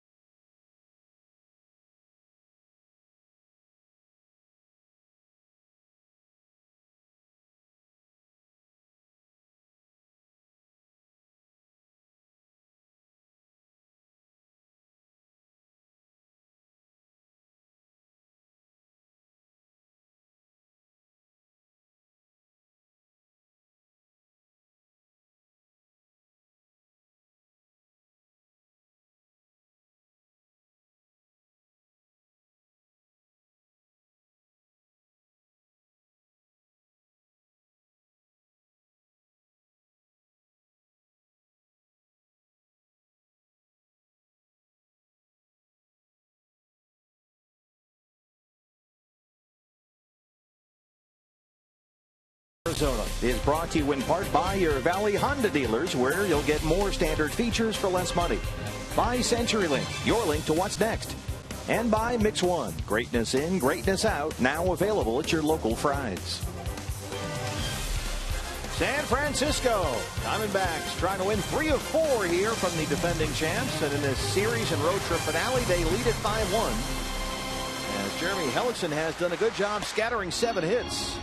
He'll work to Angel Pagan, Buster Posey, and Brandon Belt, 3, 4, and 5 in the Giants' 6th. Magic number now down to 12. Need 12 more outs. Counting every one, huh? That's a big one, as we talked about. You get home and you take 3 of 4 from these guys. You go 4 and 3 on the road trip. And into a day off tomorrow before the Rangers are in at Chase Field for 2 games, Tuesday and Wednesday. The numbers on Jeremy so far: 1 run, 7 hits, and 5, and no strikeouts. He's got 3 double play balls behind him, but has yet to record a strikeout. Pagan hit into a sacrifice fly, I should say, in the first inning. I saw the 1-4-3. I thought, well, that's one of the double plays, but no, that's one of the balls that caromed off Jeremy Hellickson out there. We've had 2 1-4-3s also in this ball game. Weird, wild stuff. He took one. He took one shot off the leg to end the 3rd, and then one tipped off his glove to open up the 4th. Andrew Chafin will start throwing in the Diamondback bullpen. Yeah, pitch count not really a factor at this point. That's why Andrew's just kind of taking a leisurely walk down there with Mel Stottlemyre Jr. Just stretching out a little bit.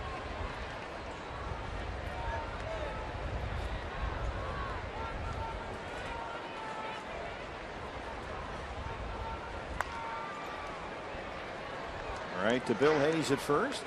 A ball and 2 strikes on Pagan.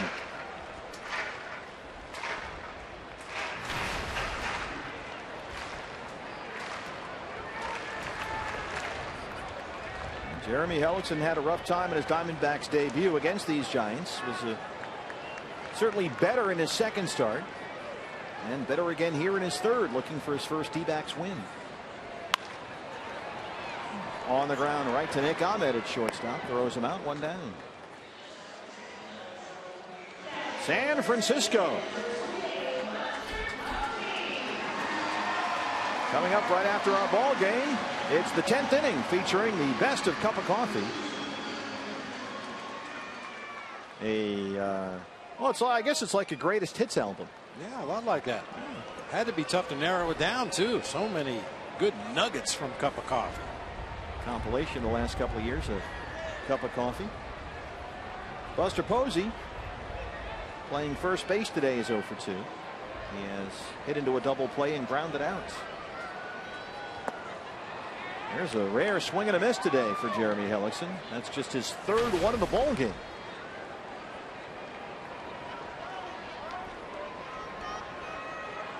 This is a guy who's put together, Hellickson, a solid track record pitching against some good offensive teams in small ballparks when he was in the American League East with Tampa Bay. Got some bigger yards to pitch in this division. Right field corner, Trumbo will watch it go into the seats. And for a guy like Hellickson, who's got to be pinpoint with his control and command, pitching in Yankee Stadium and Fenway Park and some of those ballparks in that division, that's no picnic. But he did well down there. And Cliff Pennington faced Jeremy when Cliff was with Oakland. And he remembers Hellickson as a guy who just says he was just nasty. Plus change-up fastball that he worked to both sides of the plate with pinpoint control. A guy who really made it tough on hitters. And he's ahead of a pretty good one here, 0-2. Nick Ahmed one more time.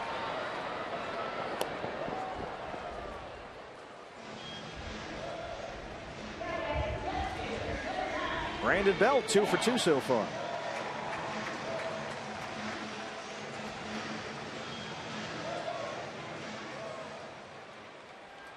Well, he's got 2 quick ground ball outs here. Andrew Chafin went down to the bullpen, and he's really just kind of hanging around, not really throwing down there, just watching. Maybe they're thinking, Bob, at 77 pitches here, he can go into the 7th. Well, we cleared Hellickson's spot at the in the top half of the 6th inning, so rolling around to the top of the order, that's not a factor whatsoever. And as you said, Chafin started to play a little catch with Mark Reed, the bullpen catcher, and then 2 quick outs. He's just standing there watching now. The shift is on for Belt, the left-hand hitter. He hits right into it. Look out. That'll keep him busy down there.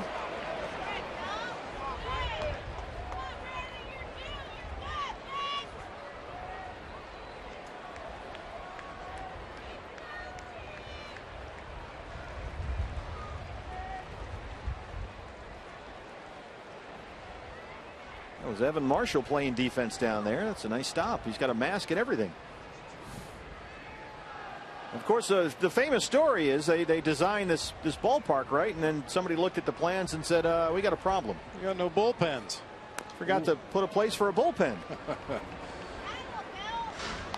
And so they had to kind of jam them in on the sidelines there. And this was the stop by Evan Marshall, who's guarding the pitcher as they warm up. Nice play. Now that's a pretty big oversight, isn't it? I would think so, yeah. I mean, it appears they have room out in center field underneath the scoreboard, but that has been turned into a kale garden, I believe. That's where they grow all of Hunter Pence's kale. Yes. Probably would have been more than enough room to put a couple of bullpens right there, but they decided to put them on the field, which is never a good idea in my humble opinion. You get guys chasing foul ball flies down either line, and you've got to deal with those mounds down there. We've seen it happen at Wrigley Field every year. Somebody gets catapulted into those bricks trying to run down a foul ball, and the same thing is going to happen here at some point. And the players, the relievers, hate coming here because, I mean, the fans are right there. Look how close they are. It's like Wrigley Field. And they said, yeah, we got hammered down there. We hear it all. A lot of assistant pitching coaches sitting right there behind Andrew Chafin. Usually those guys, they got a nice comfy bullpen. They got a whole setup out there. Not here. You're in the dugout. And then when you go to warm up, you're almost in the seats. There's a swing and a miss and a strikeout. The first one for Jeremy Hellickson, who is through 6 with a 5-1 lead. When we come back, here's what's next, brought to you by CenturyLink. Paul Goldschmidt, a 2-run homer in the first, his 5th of the year. Diamondbacks lead at 5-1.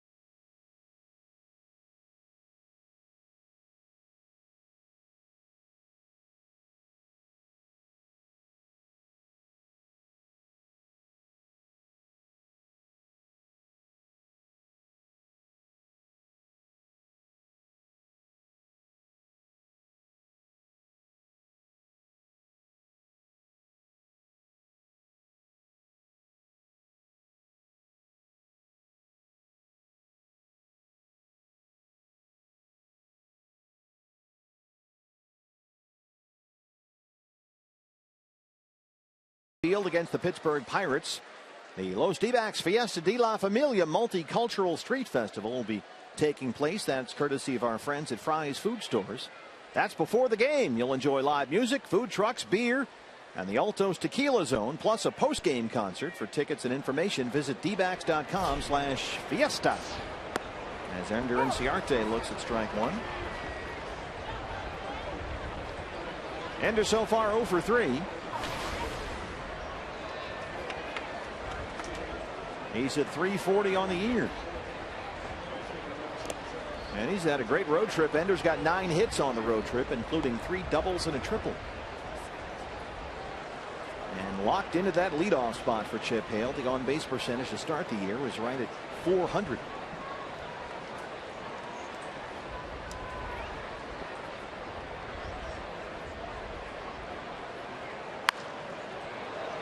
One and two.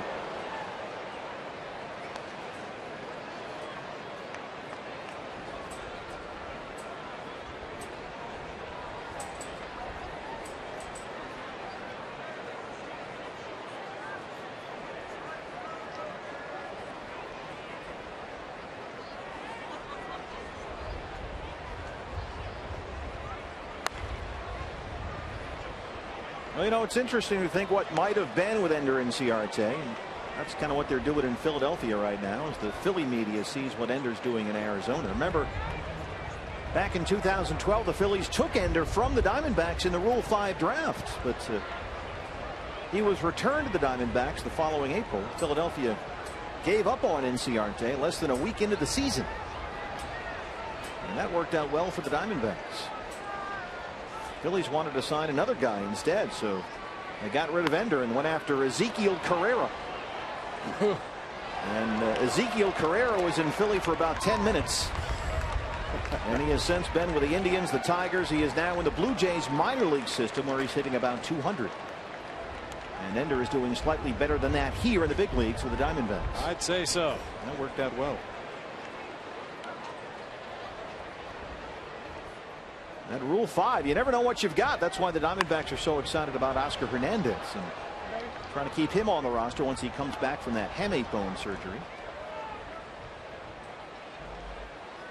Somebody said, yeah, let's just send Ciarte back to Arizona. We got to get this Carrera guy.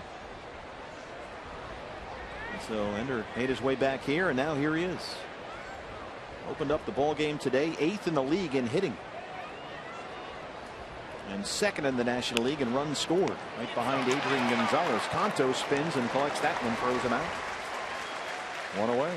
Well, we have a moment. Let's take a look at this day in baseball history, brought to you by Geico. Arizona Diamondbacks pitcher Daniel Cabrera reaches base for the first time in his 6-year career when he's walked on 4 straight pitches. Hayden Penn was the pitcher of the Marlins that day. He had struck out in all of his previous 18 at bats. It's a major league record. Hang with him. Ooh, that's a big old hang with him.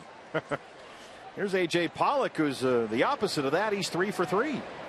3 singles. He scored twice.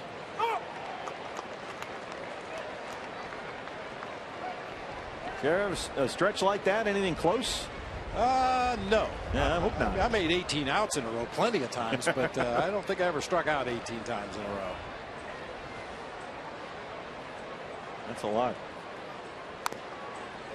My question is, what happened to Hayden Penn, the guy that walked him on 4 pitches after 18 consecutive strikeouts?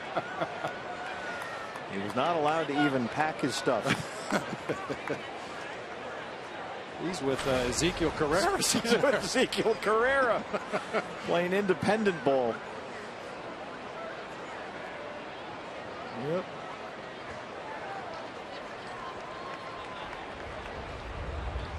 Oh, and 2.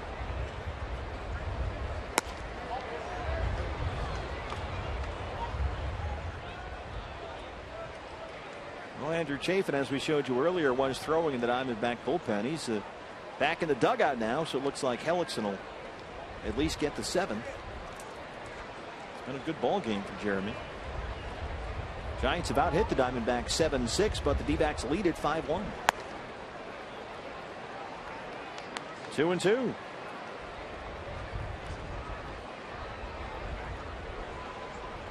George Cantos on in relief of Tim Hudson.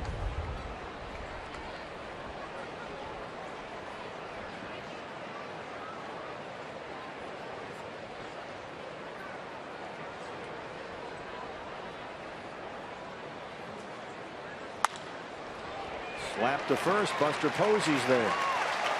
2 down. By the way, BB, I'm told that your boy Penn has not seen the big league since 2010. Oh, he's not to be heard from again. That's the kind of thing that'll follow you the rest of your career. Here's Goldie. He has homered, walked, and struck out. He scored twice. He's got 2 RBIs. A 2-run homer in the first, his 5th of the year. And Goldie now with a 7-game hitting streak. He's hit safely in every game on this road trip.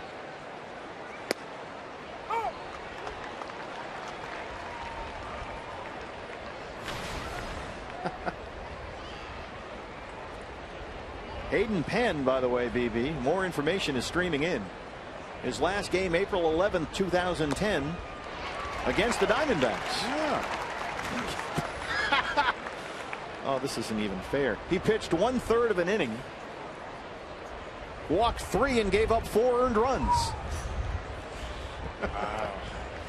So after walking, the other guy's career actually went downhill after that. It happens.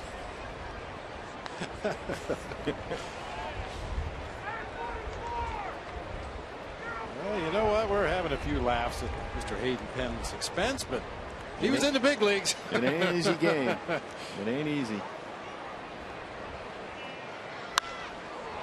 Right to Buster Posey. Back on Lombard Street. Diamondbacks trying to navigate their way back home with a series win over the Giants. They lead at 5-1.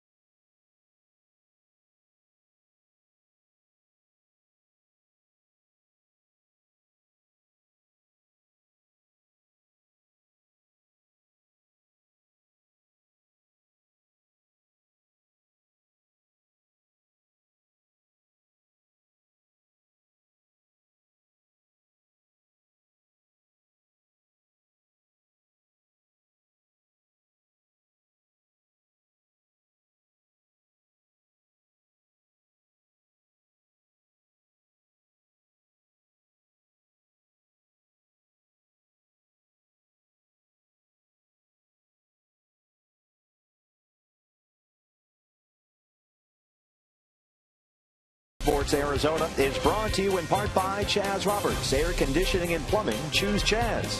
And by First Bank, member of the FDIC. San Francisco Diamondbacks lead the Giants 5-1 as we stretch at AT&T Park alongside McCovey Cove. Steve Berthew, Bob Brenly, and Jody Jackson with you. And Jeremy Hellickson back out there for the 7th inning looking for his first D-backs win.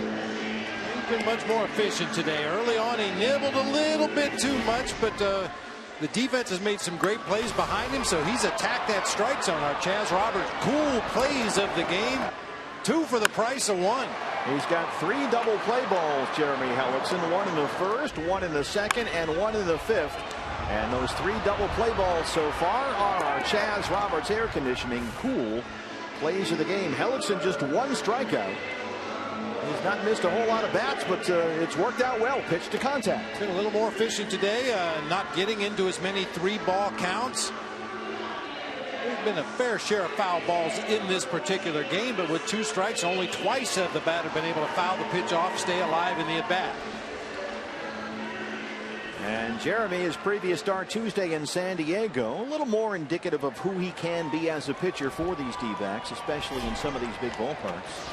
5 runs, 7 hits. He had 6 strikeouts in that game in the loss at San Diego through 110 pitches. He's at 83 as he starts the 7th. Casey McGee, Andrew Susac, and Brandon Crawford, 6, 7, and 8 for the Giants. There's a strike 0-1. We're down to 9. 9 more outs. Everyone. Hellickson has retired the last 4 he's faced. He worked a nice quick 1, 2, 3, 6, and he's ahead of McGee 0-1. Make it 0-2. Andrew Chafin will start throwing again in the Diamondback bullpen. No, that's Brad Ziegler. Now Chafin was out there a minute ago. And now it's Brad Ziegler. And Brad's closing in on a big Diamondback record, the record for all-time appearances as a D-back.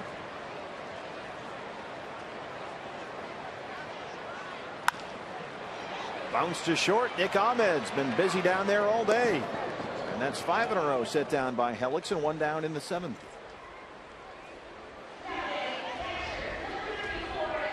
Brings up Andrew Susac.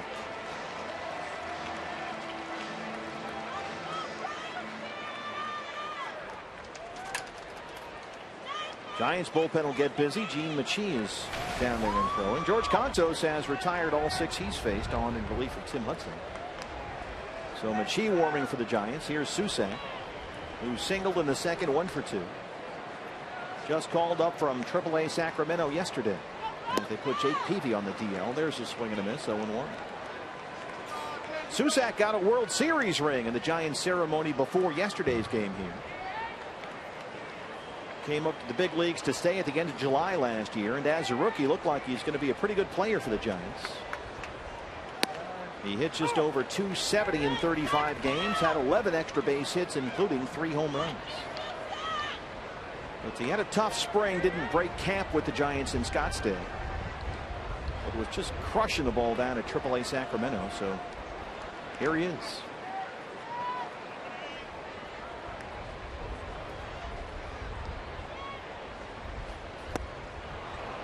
And suddenly Jeremy Hellickson is missing some bats. That's his 2nd strikeout. 2 quick outs in the 7th. He's retired 6 straight. Good change up down in the zone with some downward movement. Get an aggressive kid up there at the plate trying to protect with 2 strikes. Swings right over the top of that changeup. Boy, that looked about as good as you could ask for, Mike Harkey. Keep that ball down on those put-away pitches, right? Give the illusion of a strike. That time the changeup at the bottom of the zone looked like it could possibly be a called strike, so the batter's got to protect the plate, and then that late movement takes it right out of the zone. You get that feeble swing and a miss. Brandon Crawford a walk and a single. Over the glove of a diving Nick Ahmed and into left center, a base hit for Crawford. And here comes the pitcher's spot, and this time we will see Gregor Blanco, it looks like. Brad Ziegler has been throwing. Crawford aboard for the 3rd time. Chip Hale will go to the bullpen and get Brad Ziegler. He's not messing around. He wants this win. So a very good effort by Jeremy Hellickson. He leaves responsible for 1 base runner. Here comes Brad Ziegler. It's 5-1.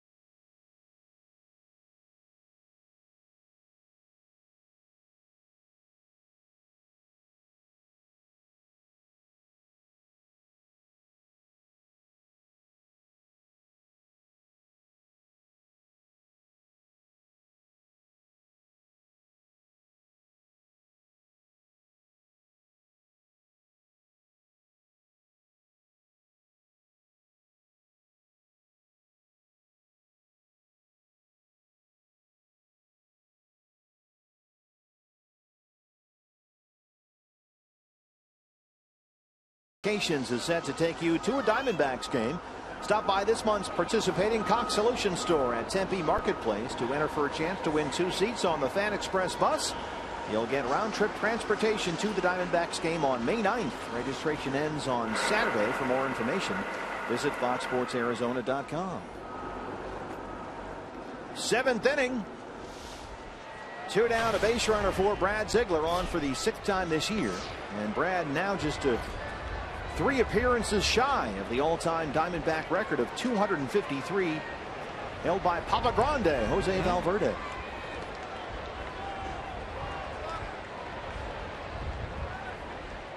Blanco hitting for the pitcher. Of course, if you count Little League field dedications and Chamber of Commerce luncheons, Luis Gonzalez is far and away ahead of everybody in the organization. A different type of appearance, but sometimes just as hard.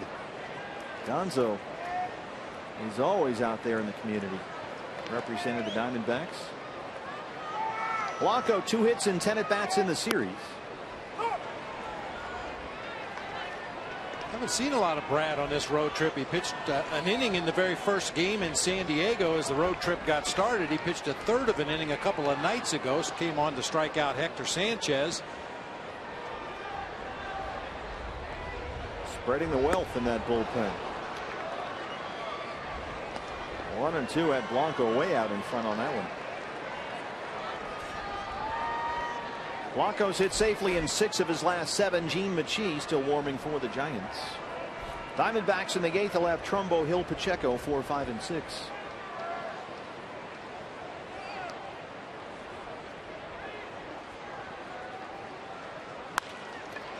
One and 2 is on the ground to second. Owings, the underhand flip to Ahmed covering. And what else is new? Brad Ziegler rolls a ground ball and gets the Diamondbacks out of the inning. We go to the 8th. It's 5-1.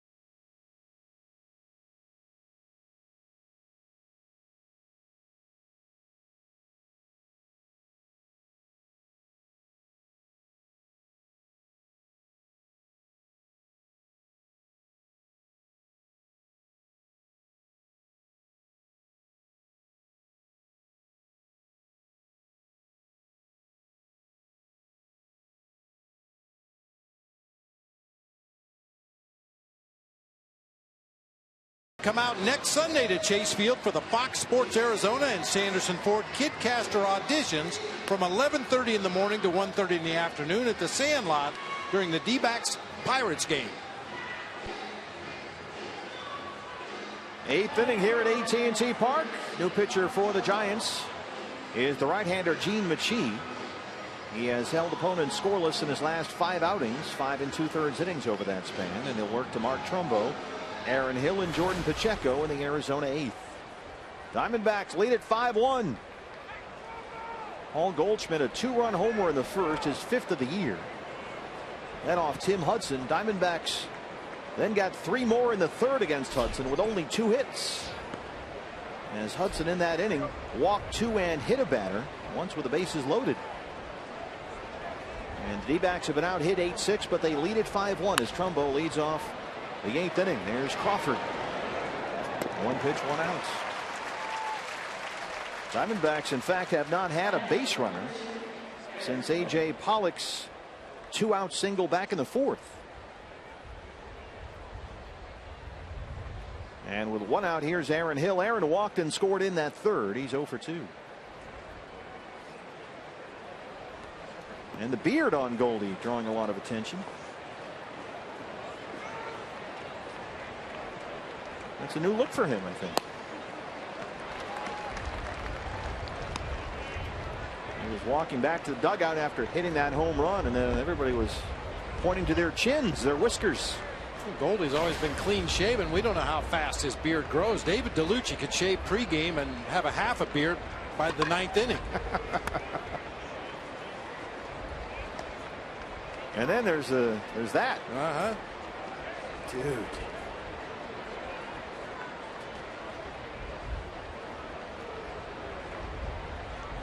How about the Peralta hair with the Goldie beard? Now that's a look. Bounce foul right by Andy Green at third. Not necessarily a good look, but it's a look. I kind of like it. It's growing on me. You know, every time I watch, do you ever watch the Property Brothers? Yeah. My wife Cindy watches that show like 9 hours a day.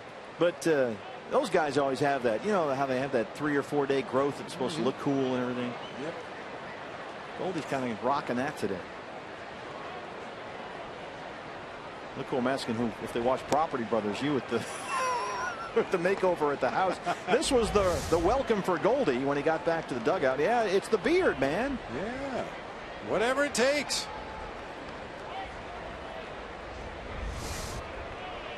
So we do everything on this show. We offer grooming tips, shots of household cats. You never know.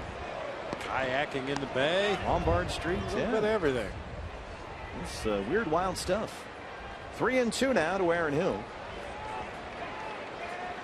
Jordan Pacheco on deck.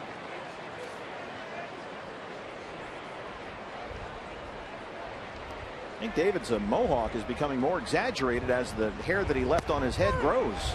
Called strike 3 by Dan Isonia, who rings up Hill. Well, the Giants have been barking at Isonia from their dugout. And Diamondbacks just got rung up on a close one there. Ooh, that one tailed right off of the inside corner. The thing about that pitch, as you could see Aaron Hill raise his arms and look down, you can see dirt between the ball and the inside corner of the plate. That's why those ones on the inside corner, you'll get more arguments from hitters.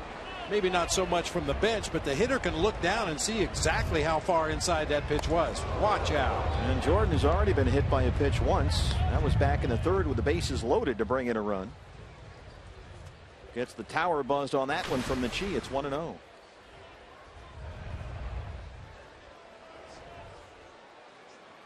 Jordan 2 for 12 at the plate to open up the year.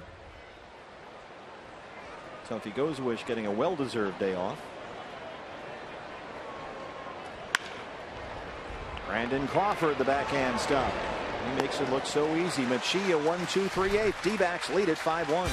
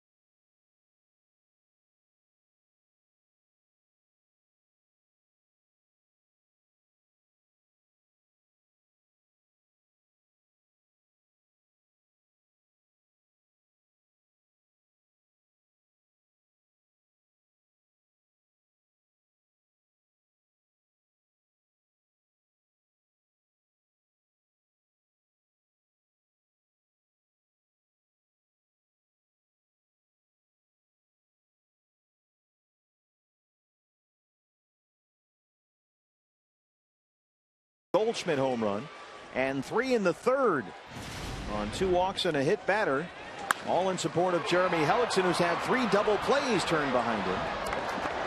And now it's a bullpen game. Diamondbacks trying to close out a 5-1 lead over the defending champs. And Brad Ziegler is back out there for the 8th. He got the final out of the 7th, and he'll work to Nori Aoki. Diamondback bullpen is quiet, so this is Ziegler's inning to this point. A win today means you take 3 of 4 from the Giants in their ballpark, and you go home with a 4-3 road trip. Little bouncer to Goldie is the first out, 1 down. Defensive changes for the Diamondbacks. David Peralta takes over in left field for Ender Inciarte, and Inciarte goes to right, replacing Mark Trumbo. And Peralta will hit 4th. Here's Joe Panik, a single in the 1st. He's 1 for 3.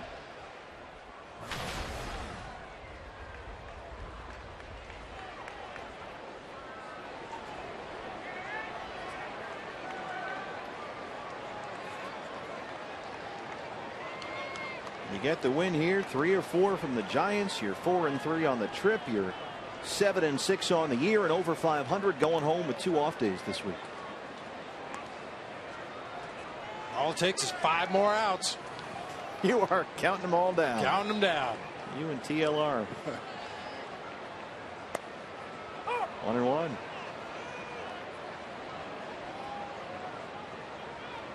I sat with Tony at a spring training game in Goodyear, and this is spring training, mind you, and he's sweating out every pitch. It's like he's still managing. Chris Owings 2 down. So Ziegler has come on, and he's gotten 3 ground balls, 2 down in the 8th, and he'll work to Pagan. Yeah, the chief baseball officer, he wants his guys to do well. He's sweating out every pitch, every hit, every inning. And it's something you've done pretty much your whole adult life. Old habits die hard. I don't know if he knows another way to watch a ball game. I bet not. Pagan drove in the only Giant run with a sac fly in the 1st. He's 0 for 2. First pitch on a hop to Goldie. Ziegler covers, and he works a 1-2-3-8. So how many outs left? 3. 3 outs. It's 5-1 Diamondbacks.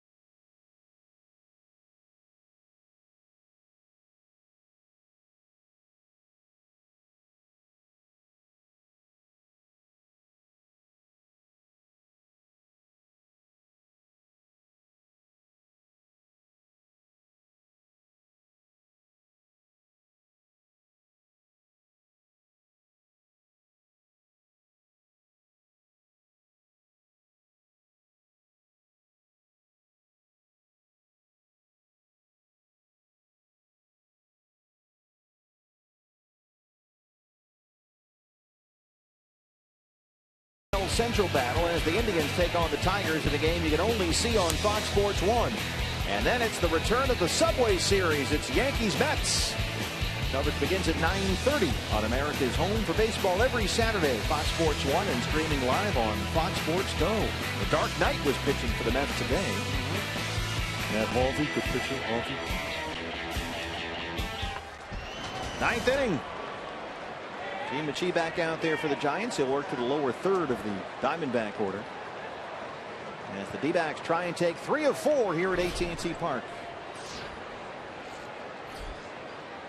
And the Giants, if they lose this one, they'll be 4-10. CO 2 for 3, a pair of singles. He's driven in 2 runs.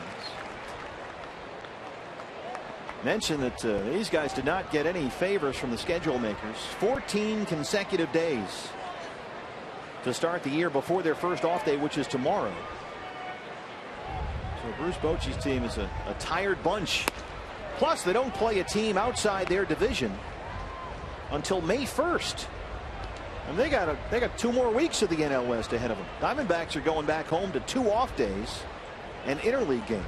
The Giants have their first off day tomorrow, and then it's right back to business here in the division. Owings gives that a ride out to Belton left, and that one is off the wall. Chris Owings has his 3rd hit today. It's a leadoff double. CO back in the swing of things.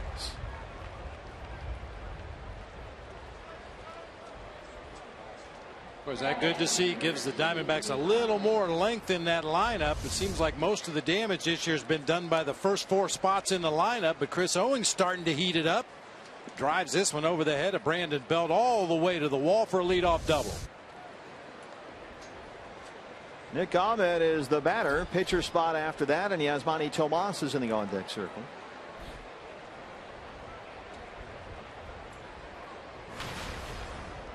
Nick is 0 for 3, struck out twice and grounded out.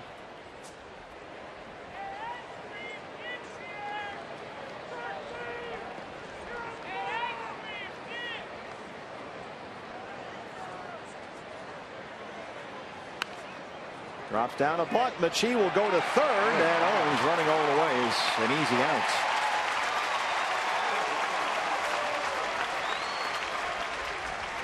Nice bare hand play there by Gene Machi. What should have happened there? Well, CO's got to read that bunt a little bit better than he did. You're not forced to go to 3rd base. Just because the bunt's on the ground, you have to be sure you can make it to 3rd base. And Machi bounced off that mound, got to the ball quickly. I mean, they throw him out by 20 feet over there at 3rd base. So Ahmed's at first with 1 out. And here is Yasmani Tomas, still looking for his first major league hit after joining the Diamondbacks on the last stop on this road trip, Petco Park, San Diego. 0 for 3 so far in 3 pinch hit appearances.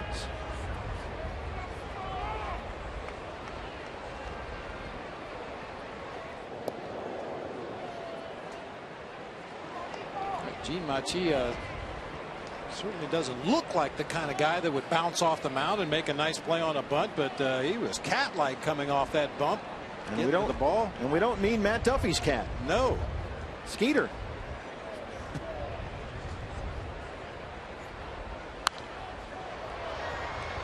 Cat-like quickness has a whole different meaning. Addison Reed warming up in the Diamondback bullpen. As Brad Ziegler came on in relief of Jeremy Hellickson, retired all 4 he faced. As Hellickson went 6 2/3 today.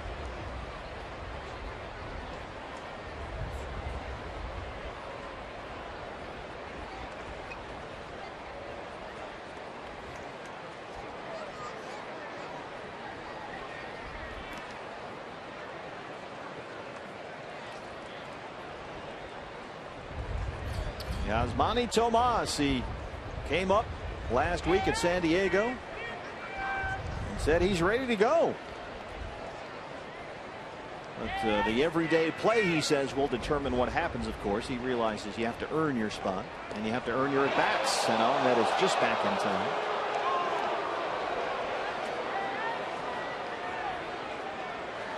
I think Bruce Bochy is stalling a little bit. They want to see a replay just ever so slightly. Nick Ahmed leaning towards 2nd base. Looked like he got his hand back in underneath the tag. C.B. Bucknor, the first base umpire. Ron Wotus on the phone.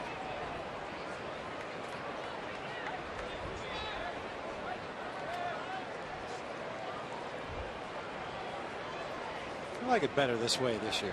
You know, it's a lot last better. year the manager would walk out there and take his time and then engage in a conversation with the umpire while you were waiting on your video coordinator to get a look and see if it was worth appealing. A lot of waste of time. Now managers have been mandated to stay in the dugout. There goes Ahmed, and Yasmani Tomas has his first major league hit right through the vacated area by Panic, and the Diamondbacks have runners on the corners. First major league hit for Yasmani Tomas. Perfectly executed hit and run right there with Nick Ahmed on the move. Joe Panic broke to cover the bag, and that's right exactly where Tomas hit the ball. And now Bruce Bochy is out to the mound. You've got the left-hander Inciarte coming up. Affeldt has been warming up in their bullpen. D-backs lead at 5-1 and threatening here in the ninth.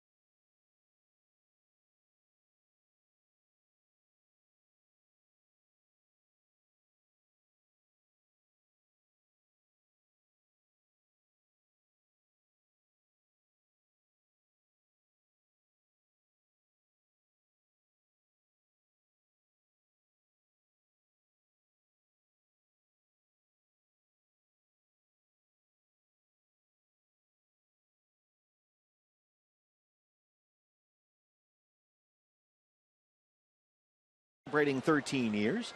You can watch every out-of-market game live or on demand in True HD on over 400 mobile and connected devices. You'll get real-time highlights, live look-ins, pitch tracking widget, and more. Visit MLB.tv for all the details. Ninth inning here. And the left-hander Jeremy Affeldt out of the Giant bullpen to work to Ender Inciarte. D-backs have runners on the corners and one out, leading at 5-1.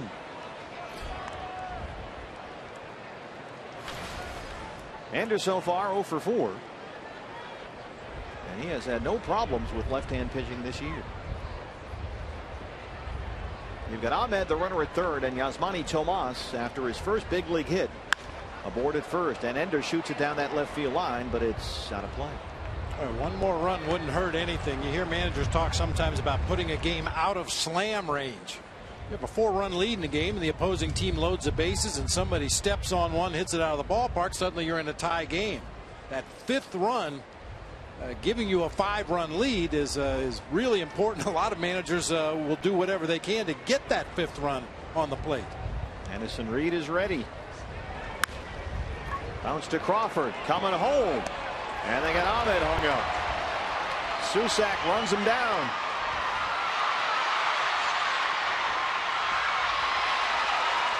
Nick, an A for effort right there to keep things going. Inciarte's in at second and Tomas at third. 6-2-5 on the putout.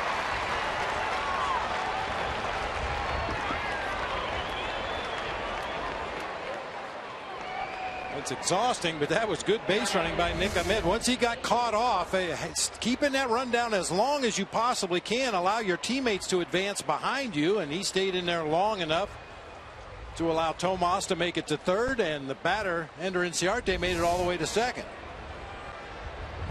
Kind of surprised Brandon Crawford just didn't turn 2 up the middle on that play. Ball was hit pretty hard right to him. Had plenty of time to shovel on to Panic and turn a 6-4-3 double play, but came home instead to cut off the run. A.J. Pollock right to Panic at second, and that's the inning. Yasmani Tomas is in the books, his first major league hit. And now the Diamondbacks are 3 outs away from a series win in San Francisco. Bottom 9 coming up.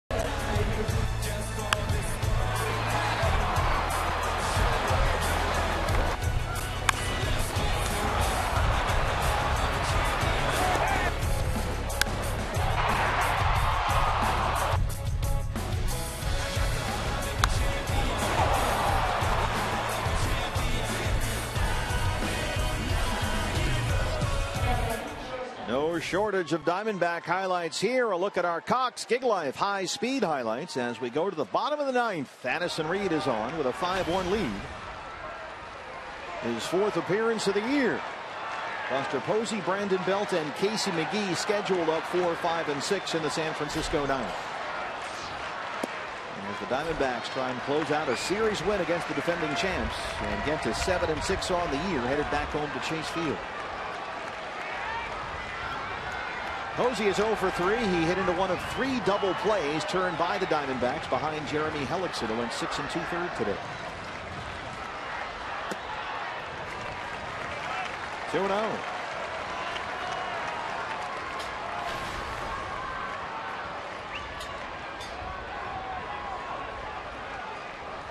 Posey 4 hits in 15 at bats in this series, all singles.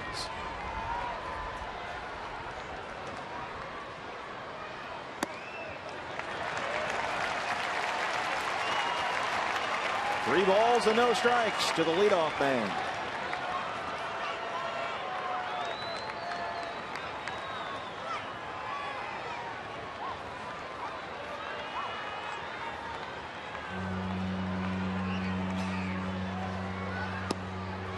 There's a strike, 3-1.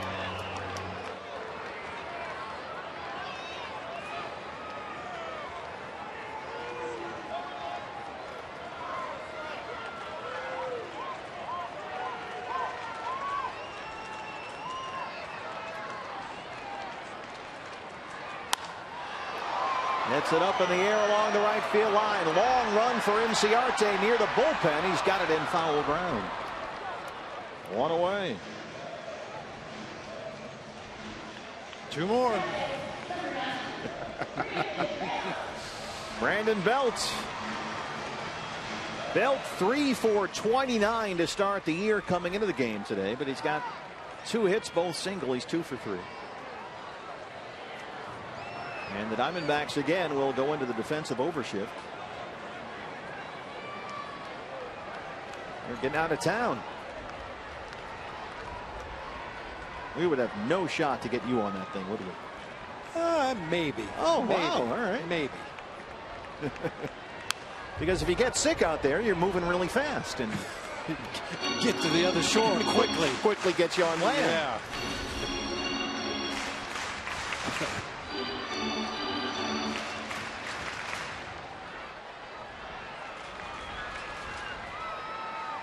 That one a little slower. That's one of those duck boats, isn't it? That comes right up on the land. Jake Peavy bought one of those after the Red Sox World Series parade a couple of years ago. He's got a pond on his land down there and bought a duck boat. There you go. Like Don Baylor said years and years ago, that money doesn't come with instructions. 1-1. Hopefully the duck boat does. Yeah. You get confused and sink it. This button for land, that button for sea.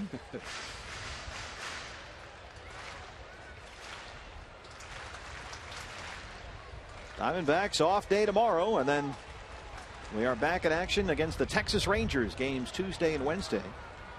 There's Jake Peavy, who's on the DL. Went on the DL yesterday with a back issue. Reed misses there. It's 2 balls and 2 strikes. Chase Anderson and Nick Martinez Tuesday. And then Archie Bradley and Yvonne Gallardo Wednesday at Chase Field. Both games on Fox Sports Arizona. Thursday's an off day. Then the Pirates are in for 3 over the weekend. And hopefully we'll be drama free in that series. Unlike the Royals and the A's, who had a little dust up again today. And Ned Yost got it tossed. A bunch of guys, right? A bunch of guys got tossed today. Kelvin Herrera threw a 100-mile-an-hour fastball behind Brett Lowry today. That'll do it. That'll do it. 3 balls and 2 strikes to Brandon Belt.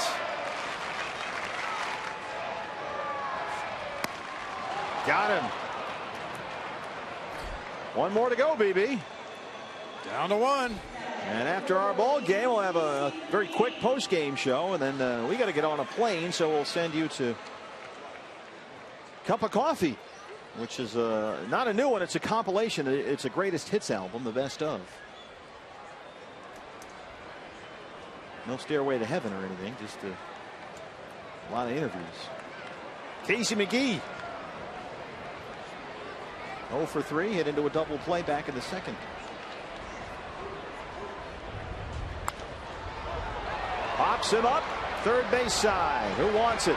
Aaron Hill in foul ground, and the Diamondbacks win it 5-1. They take 3 of 4 from the Giants here at AT&T Park, and they go 4-3 on the 7-game road trip. Well, after going 19 games under 500 on the road last year, it has to feel good to win the first road trip of the season, 4-3. Convincing victory today. Jeremy Hellickson looked great. The bullpen came in, slammed the door. Diamondbacks had a lot of offense early. That's all they needed today. And Jeremy Hellickson gets his first win as a Diamondback. Yasmani Tomas gets his first major league hit. And the Diamondbacks get the 5-1 win over the defending champion Giants, who now dropped to 4-10 on the year. The Giants just snapped their 8-game losing streak when they won last night here, but now they're right back in the loss column, courtesy of the Diamondbacks, who take 3 of 4 here at 8.